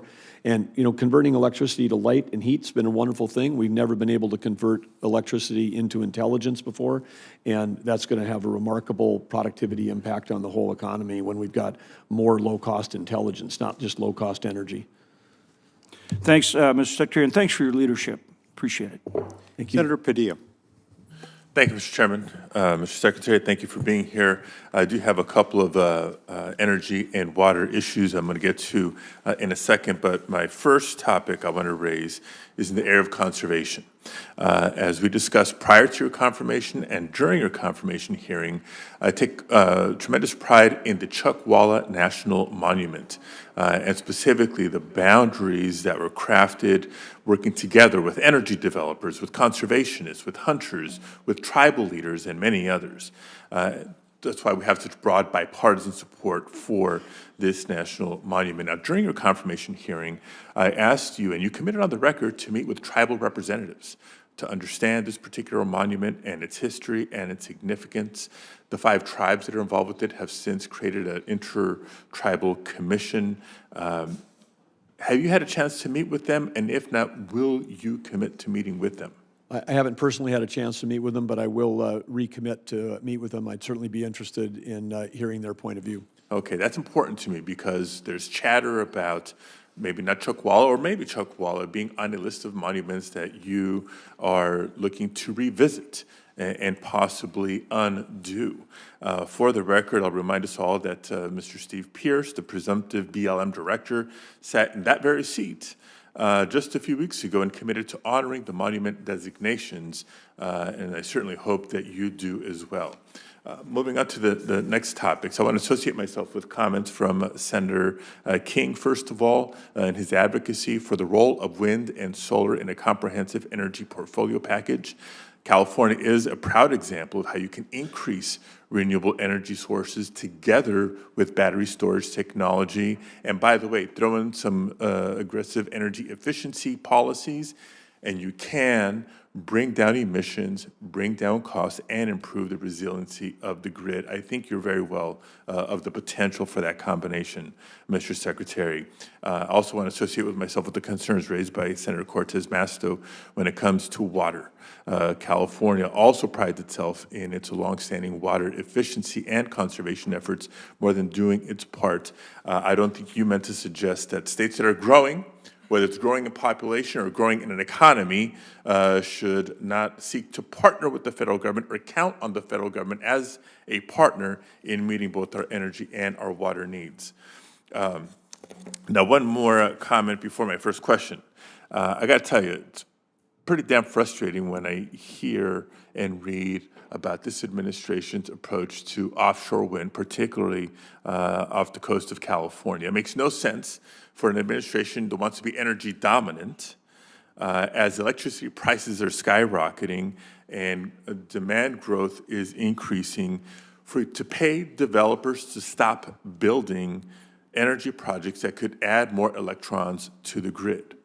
Now, off the coast of California, it's not just offshore wind opportunities. You're seeking to now promote offshore drilling off the coast of California and elsewhere. So I'll remind us all, colleagues, the National Commission on the BP Deepwater Horizon oil spill and offshore drilling report. You remember Deepwater Horizon in 2010. That made specific recommendations on the roles and responsibilities of the former MMS being separated into 3 entities with clearly defined statutory authorities. But the president's budget proposes to combine BOEM and BSEC, returning us to the clearly inadequate regulatory structure that we had prior to Deepwater Horizon. You're also proposing to slash a lot of important entities. How is it that you want to significantly increase offshore oil drilling while ratcheting in the regulatory and safety mechanisms to keep our environment, our economy, and our people safe? Well, first of all, we're not ratcheting anything in. We're not reducing whatever that you're describing. That's not happening. Mr. Secretary, the proposed budget slashes combined funding for the environmental protection and enforcement by a third, almost $50 million out for operations, safety, and regulation funding. Again, this comes at a time when you're trying to push for more offshore oil drilling. With the combining of BOEM and BSEE, which are today co-located, we've got lots of redundancies. We can actually increase the number of inspections. We can increase safety. We can maintain everything that we can do to do all the things that you're describing. And the report post Deepwater Horizon was about that the money that was flowing in was somehow potentially corrupting the people that were doing the regulatory and the safety work. That is still in a separate. It was broken into 3 organizations. We're only merging the 2, unifying the 2 together where we can gain those efficiencies without any sacrifice to what we're doing. And I would, ask your staff, talk to the people in BOEM and BSEE. They're excited about getting back together, working together, and doing a great job for them. Then why also cut ONNR by almost 16%? When we cut places that just do business processing. Part of that is because we've invested too much in people and not enough in the IT side of things. And the idea that anytime we cut a person that somehow magically we were at the perfect number of staffing across an agency and Interior is just not true. And some of these numbers that people are viewing as a catastrophe were the numbers of headcount that we were at 4 years ago. I think no one was saying that we had too few people back in 2020 or 2021, but now when we try to get back to those numbers with better IT, people act like the sky is falling. So we'll follow up with your team to get that additional information, and that would include a request both here and through questions for the record on any comprehensive analysis that you depended on to make these determinations of people versus IT or how best to balance the two. Yes, and I'd say in relative to California, California at one point in time was producing 25% of the world's oil. It was a self-sufficient, and now California itself is a national security risk. It is 63% on the California website. It's not my number. 63% at the time of this recent conflict was being imported from foreign countries. It had the highest level of dependence on foreign countries. The number one importing oil into California was Iraq. The nation got free of being dependent on oil from the Strait of Hormuz, but not California, because they were blocking every pipeline that would bring in natural gas from other locations. And then the high price of fuel in California today, California's got more internal combustion cars than any other state in the nation, and there used to be 40 refineries. Of course, then it went to 8, then it went to 7. We have the largest population of any state in the nation and the largest economy of any state in the nation. So, of course, yes, all the numbers are going to be Yes, but then if you have the largest number of cars, why would you be shutting down refineries from 40 to 8 to 7, going to 6? There are ships coming in every day with refined product from the other side of the world to California so that people can fill up their gas tanks. And we don't have to be dependent on the rest of the world. California certainly doesn't have to be. That's why we're investing in electrifying the transportation sector, looking at the promise of hydrogen technology, but the hydrogen hubs, your counterparts in the cabinet, are seeking to decimate investment in R&D and deployment of hydrogen and fuel cell technologies. It's an all-of-the-above approach, right? That's what we heard the administration officials say at the beginning, but that's narrowed down to strictly fossil fuel. Senator, no, I've said all. When I say all above, I'm talking about all the above that's affordable, reliable, and secure, and doesn't require. Wind is free, solar is free, my friend. Doesn't require tax subsidies from the public. Energy can be produced without having tax subsidies. I mean, we can do that. Right, let's tell that to the oil and gas sector. Senator McCormick. Mr. Secretary, good to see you. Thank you for being here. And thank you, Mr. Chairman, for having this hearing today. I want to, first of all, note that you recently came to Pennsylvania visiting Steamtown National Historic Site in Scranton. I hope you enjoyed the visit. It's not far from where I grew up. As we celebrate the 250th anniversary of our founding, the Department of Interior is tasked with the responsibility of helping tell our country's story and ensuring we conserve and preserve the sites that have made our country so special. So I look forward to discussing how the proposed budget will help achieve that. I want to thank you for your leadership as chairman of the National Energy Dominance Council. The energy we're producing in Pennsylvania is providing the power for new manufacturing, electricity generation, and helping ensure we win the AI race. And that's really happening, and you've seen that firsthand with your many visits to PA. I know you visited those energy sites, but I want to extend an offer anytime. We'd love to have you come. It's close by, and there's so much to talk about. Brings me to my first question. Proper staffing of the national park sites has been a priority of mine, especially as we gear up for America 250. And we're the home in Pennsylvania to 20 NPS sites, ranging from Independence National Historic Park in Philadelphia to the Delaware Water Gap in northeastern Pennsylvania to the Johnstown Flood National Memorial. In 2024, 8 million park visitors spent an estimated $425 million in local gateway regions while visiting National Park Service lands in Pennsylvania. With so many people, particularly in this year, expected to visit these sites, how is the department working to ensure proper staffing and the resources necessary to ensure visitors, many not Pennsylvanians, many visiting Pennsylvania, have a quality experience? Well, thank you, Senator, and thank you for your leadership as well. We last fall posted 5,500 seasonal hires. That's up from the prior year, in part to get ready for the America 250. We, in addition to that, significantly changed those summer hire authorities locally from 6 months to 9 months. Many of these locations that you're talking about have got a season. I know at Steamtown, they go all the way through with the Polar Express train in December. Having a seasonal that has to be done working at the end of October when you've got a busy season in November and October during fall leaf season and whatever, giving them the 9-month capability is going to really expand. It's like a 50% increase in the work hours, man hours, so to speak, of staff. So that's a big push. The other one, across the National Park Service, may not be well known, but if there was a position that became open, there was a system where someone around the country could go, man, I want to live in Pennsylvania, I'm going to apply. There's this long federal thing where then there's a prioritization and seniority and who gets it. And then they get there and they don't have a place to live, and they can't afford to live in some of these entrance communities. So we've reinstated local hiring authorities so that park superintendents can hire people from those communities that already have their own housing, and then they can essentially jump to the front of the line. So we can compress the hiring sometimes from 12 months to a few weeks if we've got qualified people that can come on board. And we have over 500 permanent positions that we're also trying to fill right now, and I think if we can fill some of those with local hiring, that's going to help speed this up and get the right people on the ground. Great. Well, that's encouraging. I'd also like to spend a minute talking about the American Battlefield Protection Program, which, as you know, Pennsylvania's got a number of battlefields, including Gettysburg, Fort Necessity, Brandywine, and Fort Mifflin. I introduced legislation last year to reauthorize the Battlefield Protection Program.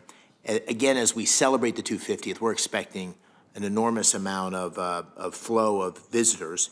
Can you speak about how that funding will help protect these battlefields and raise public awareness of the importance of battlefield preservation? Well, it's critically important, and I appreciate your co-sponsoring and sponsoring that bill, because not only are these hallowed grounds, as President Lincoln said, we also still have, in many cases, have active archaeology going on. We're still, in many cases, collecting what's and sort of cataloging the history that occurred in these battles that were so significant to our country. So again, what the legislation you're doing to help preserve, protect, and fund these sites is critically important. Look forward to working with you on it. Thank you. Thanks for being here. Senator Campwell. Thank you, Mr. Chairman. Mr. Secretary, good to see you. I wanted to bring up a community issue in the Lake Chelan National Recreation Area in central Washington. You were able to send National Park Service and Interior staff to visit there last Thursday. Very much appreciate that. It's about flooding. First of all, we think we rival the Alps here. I mean, it is spectacularly beautiful. I see somebody in the back nodding their head. So it is unbelievable, the access to this area. But we had a devastating 2024 Pioneer fire that caused floodwaters to run down the mountainside, and now a new wastewater treatment plant and boat landing was destroyed of parts of the damage that was done from this section of the Company Creek Road. So what we're trying to do is get a plan. You've been, it's been months trying to get the focus here, and we get that it's a very remote part of our state, but nonetheless, it is part of a giant recreational ecosystem that is like almost like a crown jewel within the Cascades. And so I'm highlighting that you helped us get a temporary road. Park Service was able to contract with the Army Corps, and this last part of the temporary road has to get done, and then we need to get a permanent solution. So my questions are, can you commit to working with the Stehekin community, the state of Washington, to complete the remaining temporary road? And can you commit to working with us on in the state to design the hurdles to implement a long-term solution for this region?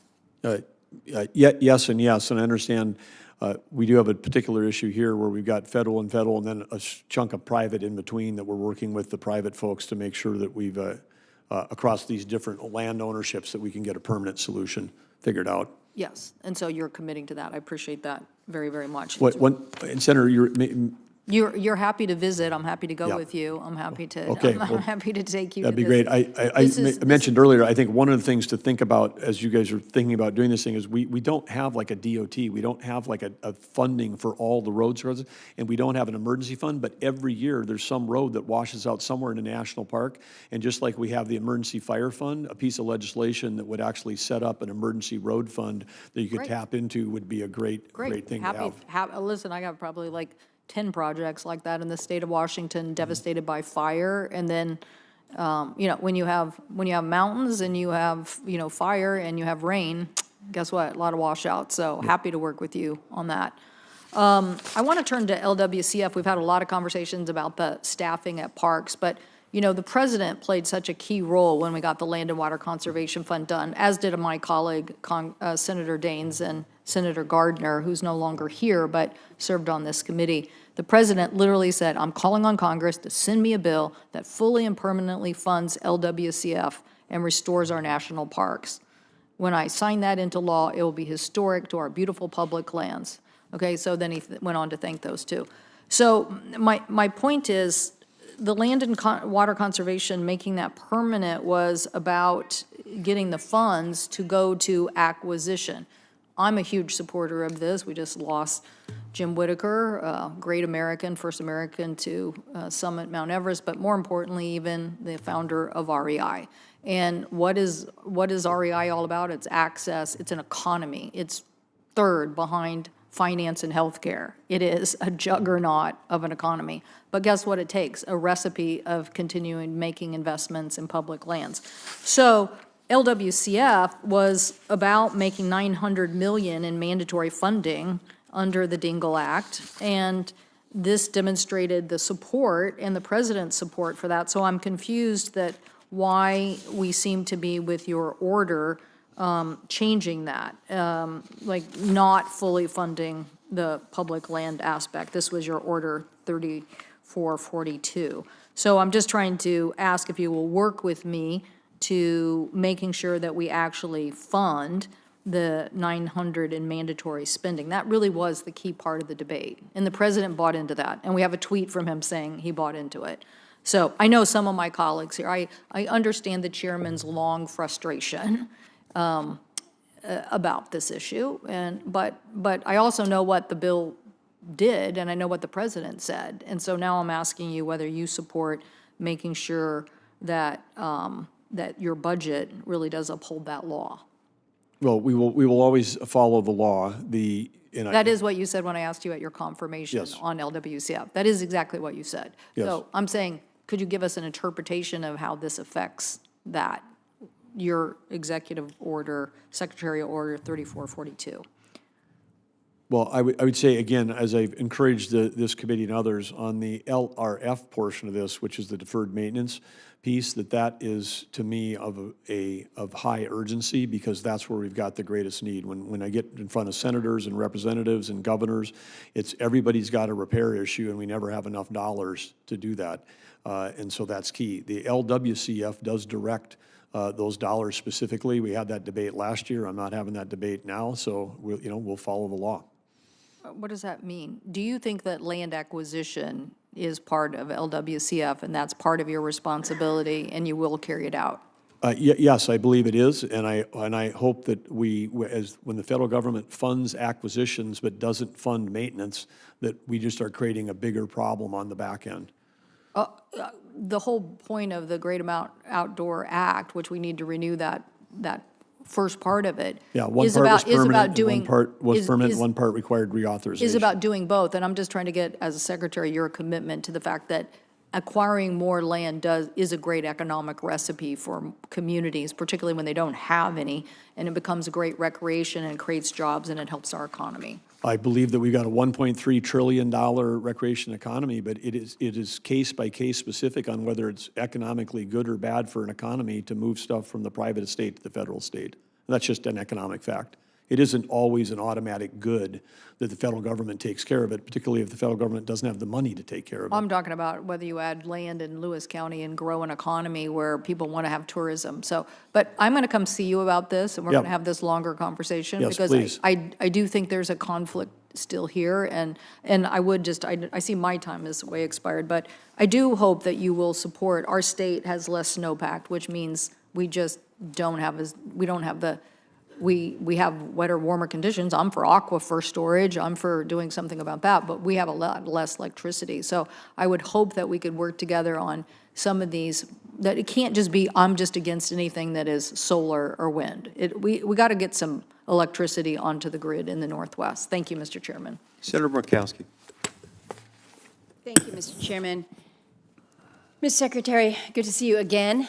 I had an opportunity before our Appropriations Committee to go into some pretty significant detail on things, including starting by thanking you for your work and all the attention on Alaska. We appreciate that. I know you're coming up to the state within the next month, so again, thank you for that.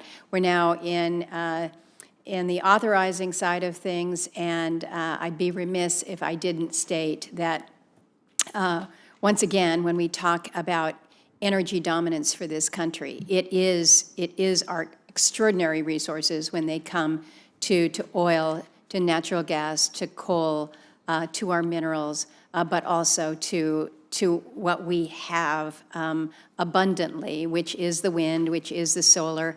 I just introduced a geothermal bill yesterday that I would hope some of my colleagues would join me with, because I'm really excited about this next generation technology and how we can access this. So I get really excited about it. But when we look at what is happening in Iran right now, we're all talking about what is going on with the price of oil. It does remind me that it was my effort, along with Senator Heitkamp, about a decade or so ago, that we were finally able to lift that oil export ban, which has allowed this country to surge up in a way that has been phenomenal, and that has actually helped to ameliorate some of what the rest of the world is seeing with these price increases. So we do good work here in this committee, and we'll continue to do so working with you. I want to talk about some things that I hope are relatively non-controversial. Stream gauges. We need to understand our water and our water resources. I listen to my friends that are challenged in their state with drought. We don't have that. But as we look to develop certain areas, we need to know and understand our water capacity and just understand the monitoring. So I appreciate USGS's increase for stream gauge monitoring. We're very under-monitored in the state. And so I just want to throw this out for you, because we've had a little bit of a discussion about different ways that we can deal with deploying and maintaining these stream gauges that can, if you're in a remote area, it can be costly and it can just be challenging. And so I'm wondering whether you think that there's an opportunity to leverage compacting under Title IV of the Indian Self-Determination Act to perhaps address some of these, working with our tribes. So I don't necessarily expect you to say yes, but I hope you will entertain it with some of your folks. Well, I think I can jump to yes, because okay, good, excellent. We're going back to the future. The U.S. Weather Service collected weather data around this country largely by volunteers. I mean, in our state, 40 years ago, you'd had, 100 families that had a little weather monitoring station in their backyard. They would report it in. A lot of that, as they retired, quit doing it, their kids stopped doing it, that went away. But using that with tribal communities and remote areas, you've met Andrea Travnik, I believe, Dr. Andrea Travnik, who leads Water and Science. She was my director of water resources in the state of North Dakota. We had the same issue in North Dakota. We created a less than $1,000 per unit thing with an acronym called Presence, where we could have a solar-powered remote stream gauge with a solar panel about, a foot by a foot, that could automatically send in data. We didn't need a person with a clipboard or a canoe and all of the things that you'd need to actually go out and write down the information and collect it. It would just automatically report it. So, and when we added 500 of these in remote areas in North Dakota. I mean, so there is a product that we actually helped create where we could distribute, have automatically collected data that could be installed and supported by local community members, because we can't do modeling on water if we don't have data. And we are in the size of Alaska, we have so little data really in terms of what's actually happening.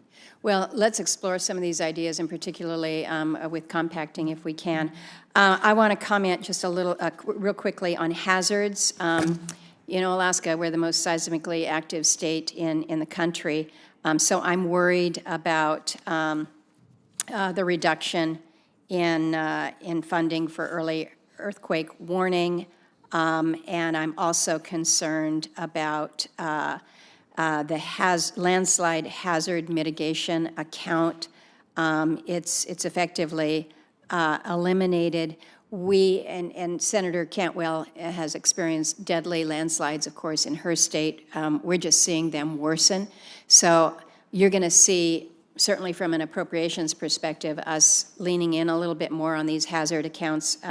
So I wanted to put that in front of you. And then lastly, I asked you last week about the America 250 funding. We thought we'd taken care of that in last year's budget, $150 million for America 250, promised $50 million. They've only received 25 so far. So I don't know if you have an update on that. I notice in your written testimony you make reference to working with Freedom 250, but I'm still concerned about this additional $25 million that was to be directed to American 250. That one, we can get back to you. We're working closely with the White House on that, and so we'll get back to you.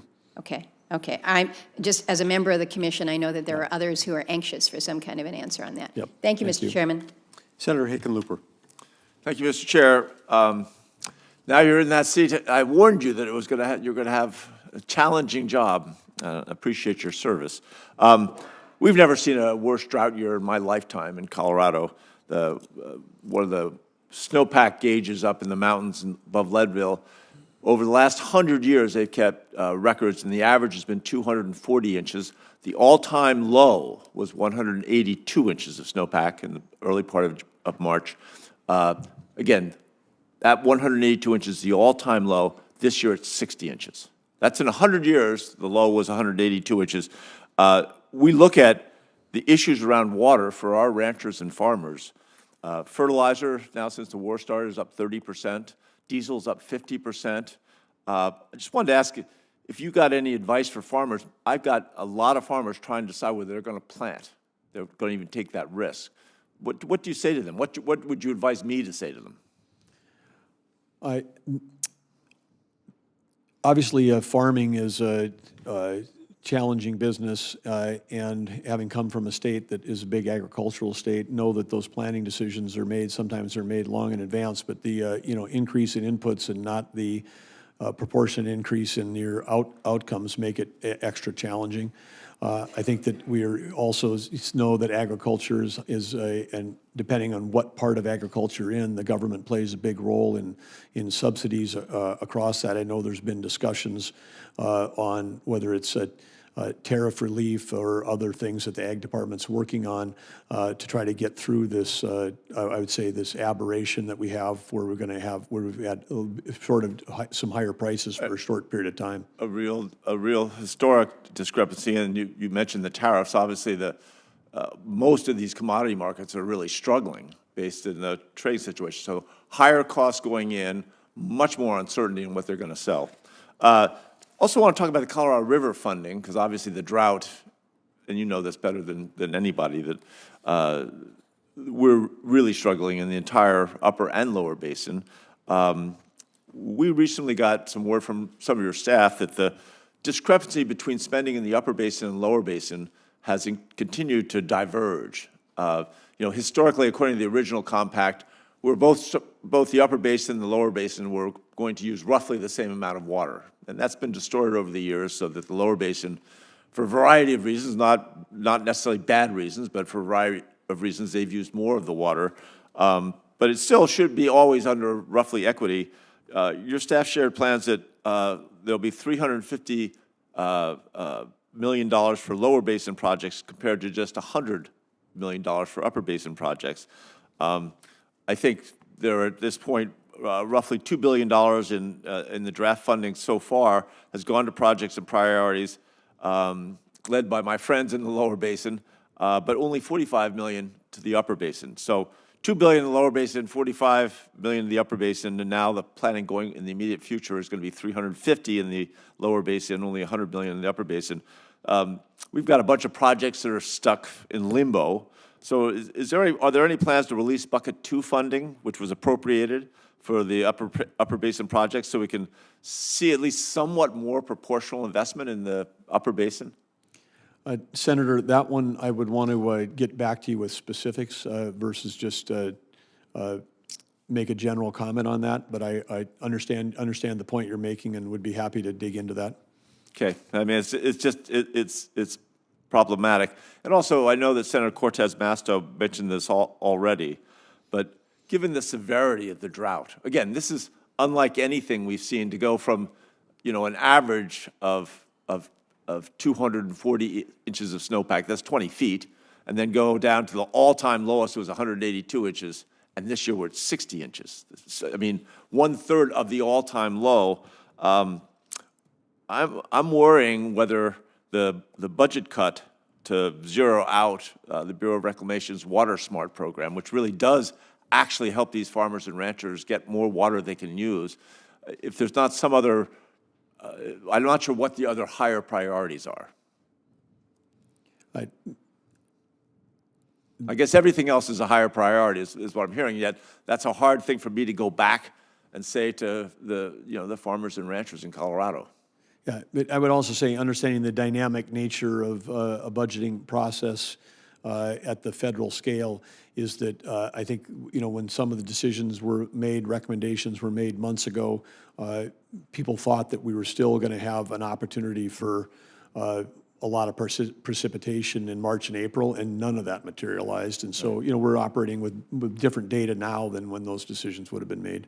So I appreciate that, and that's obviously this is all hands on deck for all of us. We're all going to have to do everything we can. Our team we've been working on it for a year and a half, and then it's a tough set of cards when they over-allocated the water for 80 years, and then you've got a pie that's smaller, and every answer includes everybody getting less than they want. That's the only thing we're assured of here, is that there's not enough to go around, and then with this drought, it's compounded that for this particular year. Well, hopefully we need I think probably a mediator between the upper basin and the lower basin. I'm sure you guys are working on that, or I hope you are. Yeah, we're working very hard on it, and trying to balance, recreation, power generation, agriculture, municipal, industrial. I mean, this is a complex set of things, and with no agreement, we had to have an operating plan for this year, so we executed the authorities we have under the drought authorization under the compact, and just said, here's what our releases are going to be, so that farmers and communities could start doing planning, at least with the limited water we have. They now know what they're coming, and we brought that up almost a month, because normally those decisions wouldn't have been made till the end of May. But we know the snowpack's already gone, so there is no more data to collect, and so we at least get people to get some certainty about what the releases are going to be, even though they're less than what everybody had hoped for. I do appreciate that urgency, and I also appreciate your recognition that there's been a rather dramatic disparity in where federal funding has gone. Yes. Thank you. I yield back to the chair. Thank you. Senator Risch.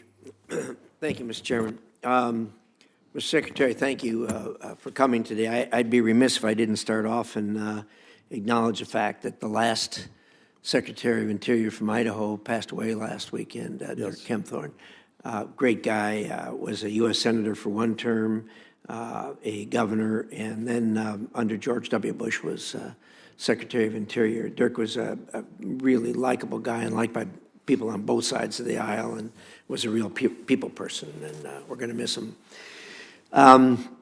Let me say, first of all, we, of course, in Idaho have a huge number of federal acres. 2 out of every 3 acres is owned by the federal government. Most of it is under your jurisdiction, BLM. A lot of Forest Service, though.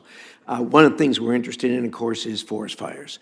And I know there's been a little bit of discussion here about reorganizing the way we fight fires. I think there's 5 agencies that fight fire, and we have some members that are very interested in that. And look, I don't think there's a magic silver bullet for this, but I think the way we've been doing it really needs to be looked at. There's no question there's going to be able to be some efficiencies that can be derived from the way we're doing it. Boise, Idaho is home to NIFC, National Interagency Fire Center, does a great job. We're interested in keeping it, of course, and everybody I've talked to that's working on this says there's no reason to think that NIFC should be moved or anything else like that. Anyway, we also have 10 rangeland fire protection areas. I don't know how much you're familiar with them. We cover 9.3 million acres. These are collaboration between the BLM and the landowners, and it's been incredibly successful in Idaho. So I urge you to look at those and see about other areas that actually can take advantage of those. Beyond that, let me just say that because we have so much acreage that is federal acreage, there is constant tension, if you would, between the federal agencies and the land users, the ag people, and everyone and recreationists and everybody else that use the land. Under your administration, I can tell you that I have and having done this for a while, I can tell you I have a great appreciation for whatever you're doing that's convincing your people that they work for us, for the people. You yourself have been personally available whenever I've had an issue, and that goes down the line with your management team and with people that are on the ground. So thank you for that. Keep it up. Great work. We're never going to have everybody satisfied, but when there are problems, they need to be addressed, and you've done a great job of addressing it, like I say, both yourself and people that work for you. So keep up the good work. Thank you so much. I'll yield back, Mr. Chairman. Thank you, Senator. I would just comment that with the new national fire chief that we have for the the U.S. wildland firefighting is going to be based in Boise. One of the examples of interagency coordination that positive we want to retain is that group that was operating out of Boise, working on the interagency. So he'll be based there. The other thing on technology, last year during fire season, I was talking to your governor, Brad Little. He pulled out his phone and he said, "Here's a map of Idaho, and on all the icons, and here's where all the fires are." And they were all on federal land. Yeah. And he goes, and here's the map of fires on state land, and all the state land fires had been put out by state firefighters. So it is we have to do a better job of coordinating with state and local as well as across the interagencies, but appreciate your support on that. The last personal thing I would say is that just 18 months ago, in my last 2 months before I left office as governor, we had a wildland fire that started, and we knew right away that we weren't going to be able to handle it with our National Guard and our Blackhawks. We had no fixed-wing aviation for firefighting in North Dakota. It ultimately ended up burning 128,000 acres.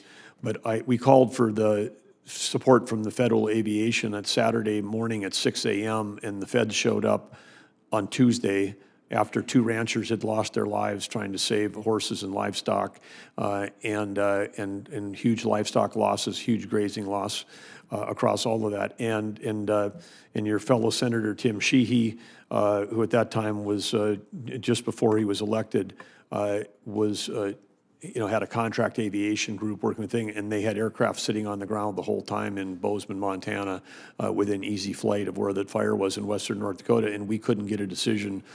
Because of the lack of a Joint Chiefs of Staff, great firefighters on the ground, no Joint Chiefs of Staff, no one could make a decision for 3 days on whether to send a scooper over to put out a fire. So I experienced it as the governor, and I've talked to as former Western Governor Chair, know that we can do a much better job of coordinating with the states and local. There's 100 stories like that out there, and that app that Brad was using was in place when I was governor. It was the same thing. We kept track of it really well, and the most obvious difference between a federal fire and a state fire is the state fires are on ground that is actively managed, and the fires are much easier controlled on state land than they are the federal land. Thank you, Mr. Chairman. Thank you. Senator Gallego. Just, Senator Riss, before you leave, I served as governor with Dirk Kempthorne. I was not aware of his passing. Would you? I'm sorry. He was one of my favorite governors. Great guy. Great guy. Would you please give my I will. best to his family? I'll tell Patricia that you asked. Thank you. And Senator, I would acknowledge on the behalf of the department that we did acknowledge former secretary's passing with our condolences, but also recognition for his service to both state and country. Thank you. Senator Gallego. Thank you, Chairman Lee and Ranking Member Heinrich, and thank you, Secretary, for your time today. Surprise, surprise, I want to ask you about the Colorado River as an Arizonan.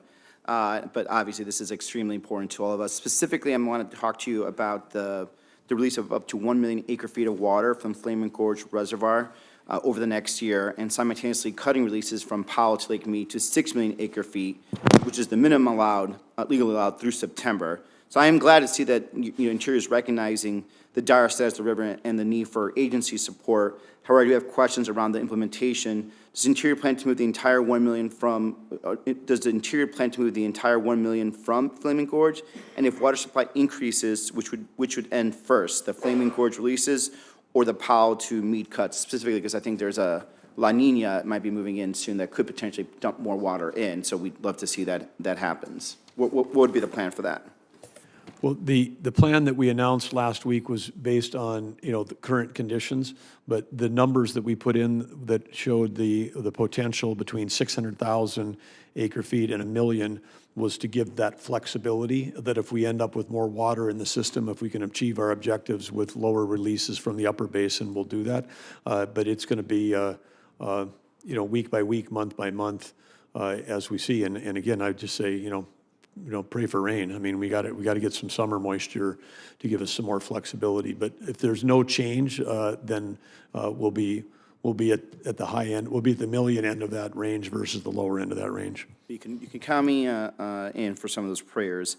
As Senator Cortez Masto mentioned earlier, you acknowledge that cutting releases from Lake Powell by nearly 1.5 million acre-feet could cause an additional 40% reduction to hydropower generating capacity at Hoover Dam by early as this fall, something that obviously concerns us a lot. Secretary, energy prices are already climbing at more than twice the rate of inflation, and many of my constituents rely on this energy to power their homes, especially in that region. My question is very simple. Have you quantified the potential rate impacts to Arizona customers or anyone that's affected by the cuts? And in the near term, what is your agency plan to mitigate price increases resulting from this loss in generation? Well, there may or may not be rate increases, just lack of power generation, because the one great thing about hydro is we do have the ability to turn it off on, on short cycles. When we were running, the largest hydro dam in North Dakota, we could run it more water releases from 5 p.m. to 11 p.m. when everybody came home and turned their air conditioning on during those hottest days, and then really ratchet it down overnight and during the next day. And so, again, that's one of the great things about, when you've got water behind a dam, it's not just a battery, it's dispatchable power. It becomes base load. And so we have some flexibility. The teams that we have are going to have a year where they're going to be making more adjustments, based on load management than they might in some years where they just turn it on and let it run. But the good news is we've got a great team running and operating those dams, and we've got some flexibility. It also depends on the power purchase agreements between each of those dams and the utilities. And so it may or may not be passed on in terms of higher rates, because on any given point during a day, if it's not the summer peak day and if it's not the peak winter day, there is excess power generation in the system. So hopefully we just don't run into no water and the hottest days of the year. That this summer on those high heat days, that's where if we can get through those and get into the fall, can maybe get through without spikes in power prices. That'd be greatly appreciated.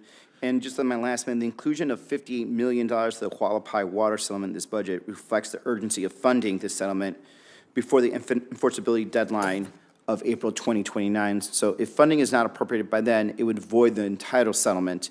And understanding years of bipartisan work that went into that to resolve this longstanding water right claims, can you speak to the importance of funding tribal water rights settlements like the Hualapai in your plan? I can speak to their importance, but I will, on that particular grant and the deadline you just described, wasn't on my radar, so that's one I'm going to have to dig into. I think just, yeah, not specifically to that, just in general to water settlement acts. Well, as I stated earlier in this thing, I mean, we have an opportunity to negotiate some of these settlements that have been outstanding for years and years and years, in some cases decades. And as Senator Daines described earlier, if there's some deals that we can reach where we can get these settlements, that would be fantastic. Yeah, thank you. I yield back. Senator King. Thank you, Mr. Chairman. You mentioned in your comment, this is preliminary, to Senator Hoeven about China adding, I think the figures I have are 78 gigawatts of additional coal last year, which is a lot of power. But to put that in context, China added 430 gigawatts of solar and wind last year, 5 times as much as coal. I'm wondering if they don't know something we don't know. Let's talk about the National Park Service. You and I talked about this before. National Park Service budget is cut by a third, about $1 billion, which is 1 day of the Iran war, just to put it into context. I don't understand why. In terms of the overall budget, in terms of what's being proposed for expenditures in many other areas, why are we cutting the most popular program that the federal government runs? And I understand there's always room for right-sizing and analysis of staffing and those kinds of things, but I just don't. This isn't a gotcha question. I'm genuinely puzzled why the administration would cut by a third the funding of one of the most important agencies that we have in terms of direct interface with the public. It's not just about people at the parks. They need the backup from the rest of the organization. Why such a major cut? Well, you said a number of things that were qualifying in there, but I think that there's a belief that we can deliver the services that people desire, the outcomes that are people looking for. I mean, one thing that I found as governor, and I'm finding in this role, is that there's a high degree of interest in inputs and less interest in outcomes. If you said the goal is, Secretary, please deliver higher customer satisfaction at all of your parks. Go get it done as efficiently as you can, and we want to have citizens to be very satisfied. But it's never about satisfaction. It's always about the spending. Like a bigger input somehow implies a better outcome. I just don't believe that. I would understand that, but has there been an outside consultant study of the staff size or an internal study or any of? If there has been such, I'd certainly like to see it. You probably knew I was going to bring this chart. This is FTEs in the National Park Service going back 10 or 15 years, and here's where we are now. And we were understaffed back then. We were understaffed. The number that we were working from was 23,000. Now we're down to about 15,000, I think. So this is where we're going. And again, if there's a study or a rational basis for the cuts that are being made, I just don't see it. Please share it with us. Not right now, but. I wasn't I wasn't nominated or asked during the committee confirmation if I knew how to hire a consultant. We're tasked with actually. Well, has there been an internal study by the Department of there's been appropriate staffing levels? lots of internal work on trying to identify this stuff. Could you share that with the committee, please? Well, happy to share whatever's public, but I'm looking at your gold line there, and I just can't believe that that's even the accurate number. I mean, I stated already, we have 5,500 positions open right now that we've extended from 6 months to 9 months. Those are the temporary summer positions, correct? Extended to 9 months, and then the Park Service has always been built around people that are part-time, quote, summer, but 9 months, but they come back year after year after year. We don't need to have people working 12 months a year when we have many of our parks that close during the winter. I think you've sort of challenged yourself. Let's see what customer satisfaction looks like in a year or two after this level of cuts. We'll have this discussion next year, and I would like to see some data from the parks on customer satisfaction and visitor satisfaction, those kinds of things. The other thing, there's been a lot of talk today about maintenance and deferred maintenance. I would like to get the data, though, because I'm not sure what scale you're using on that shows that dramatic drop, because that doesn't match. I just want to be clear to the rest of me. The line on that chart doesn't match anything that I know about our staffing. This based on your own personnel numbers. I think it was 2,900 cuts this year. Anyway, we'll work on that. Those are good numbers, but let's see what customer satisfaction looks like. Next point, maintenance. You've talked a lot about it and how bad deferred maintenance is. Your budget cuts maintenance in the parks by 38%. What the heck? All this talk about maintenance and how we got to have maintenance and doing everything, and your budget's cutting by more than a third. Explain that one. Your question implies that somehow that as the federal government doing projects inside of a park today is like super efficient and it couldn't be done better. I can tell you my own experience. We had a road washout in North Dakota in the Theodore Roosevelt National Park, and it happened when I was governor. And then I visited it with, there was 3 different secretaries of Interior that went through the role here at the federal level, and the road still wasn't open. I got invited to go to the ribbon cutting this year, and I said, I think I can pass on that because I went there a half a dozen times as governor, wondering why it was going to take $53 million to rebuild a 2-mile stretch of road.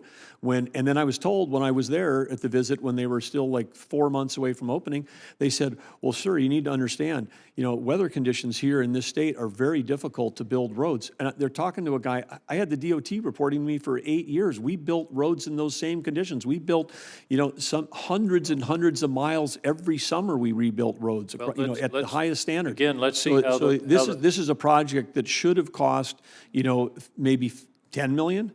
10 million for a couple miles, 5 million a mile. That would have been more than any road we'd ever spent in North Dakota. It was 53 million in 6.5 years. And so and that was considered maintenance. I'm trying to make sure that the taxpayer dollars actually get spent. We did a project last year in Shenandoah when it washed out, and we reopened in 60 days. It opened in time for the thing. We had to rebuild the whole road. It did not cost $53 million. So you can actually reduce these numbers, but if we put in the right practices, we can deliver the outputs that you're all seeking. Well, again, the test will be the outputs. One final short question. There's a $10 billion fund in this for Washington maintenance and beautification.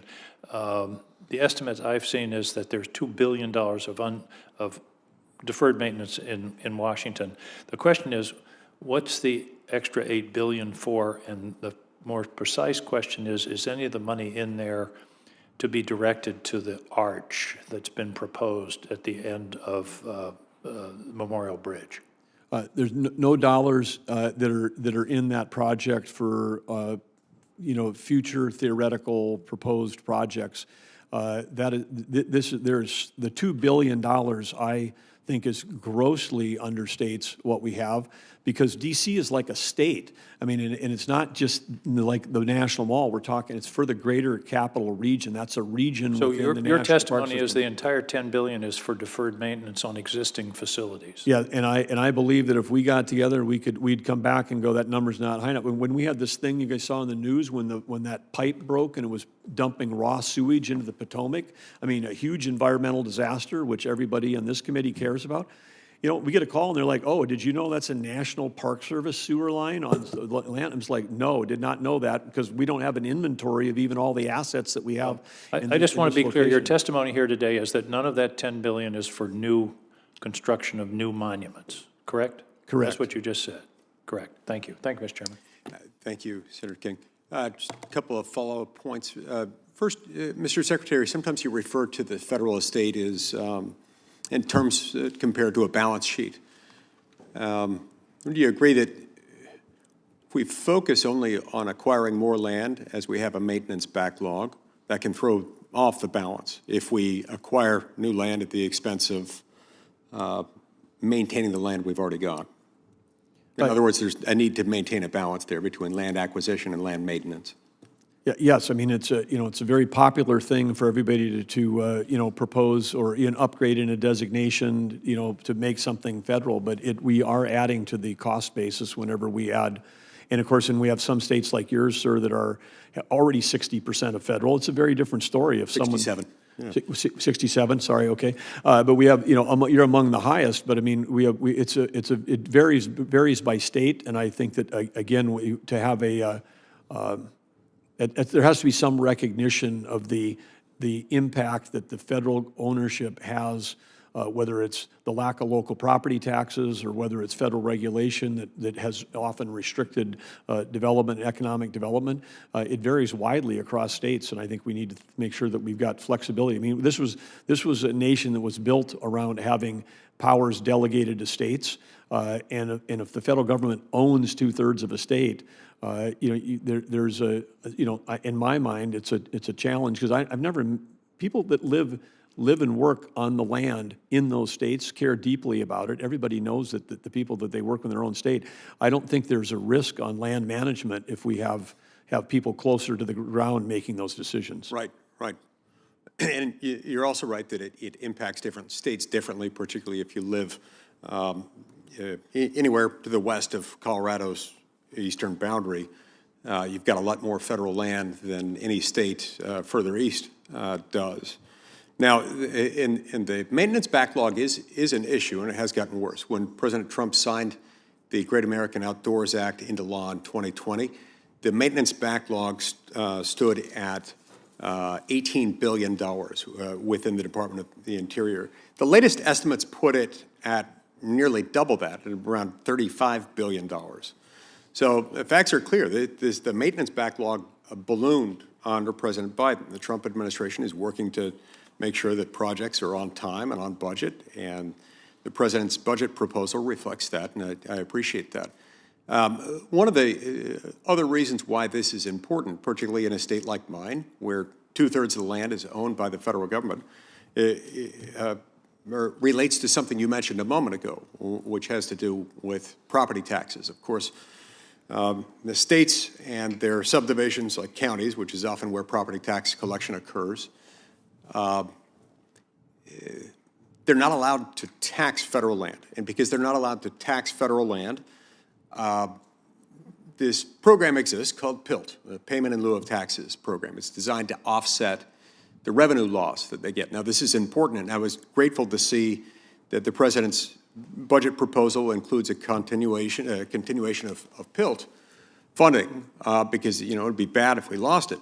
But it also emphasizes an underlying problem within PILT, which is that states, most states in most circumstances, there are some communities that make out differently depending on a number of factors that are taken into account in the PILT formula.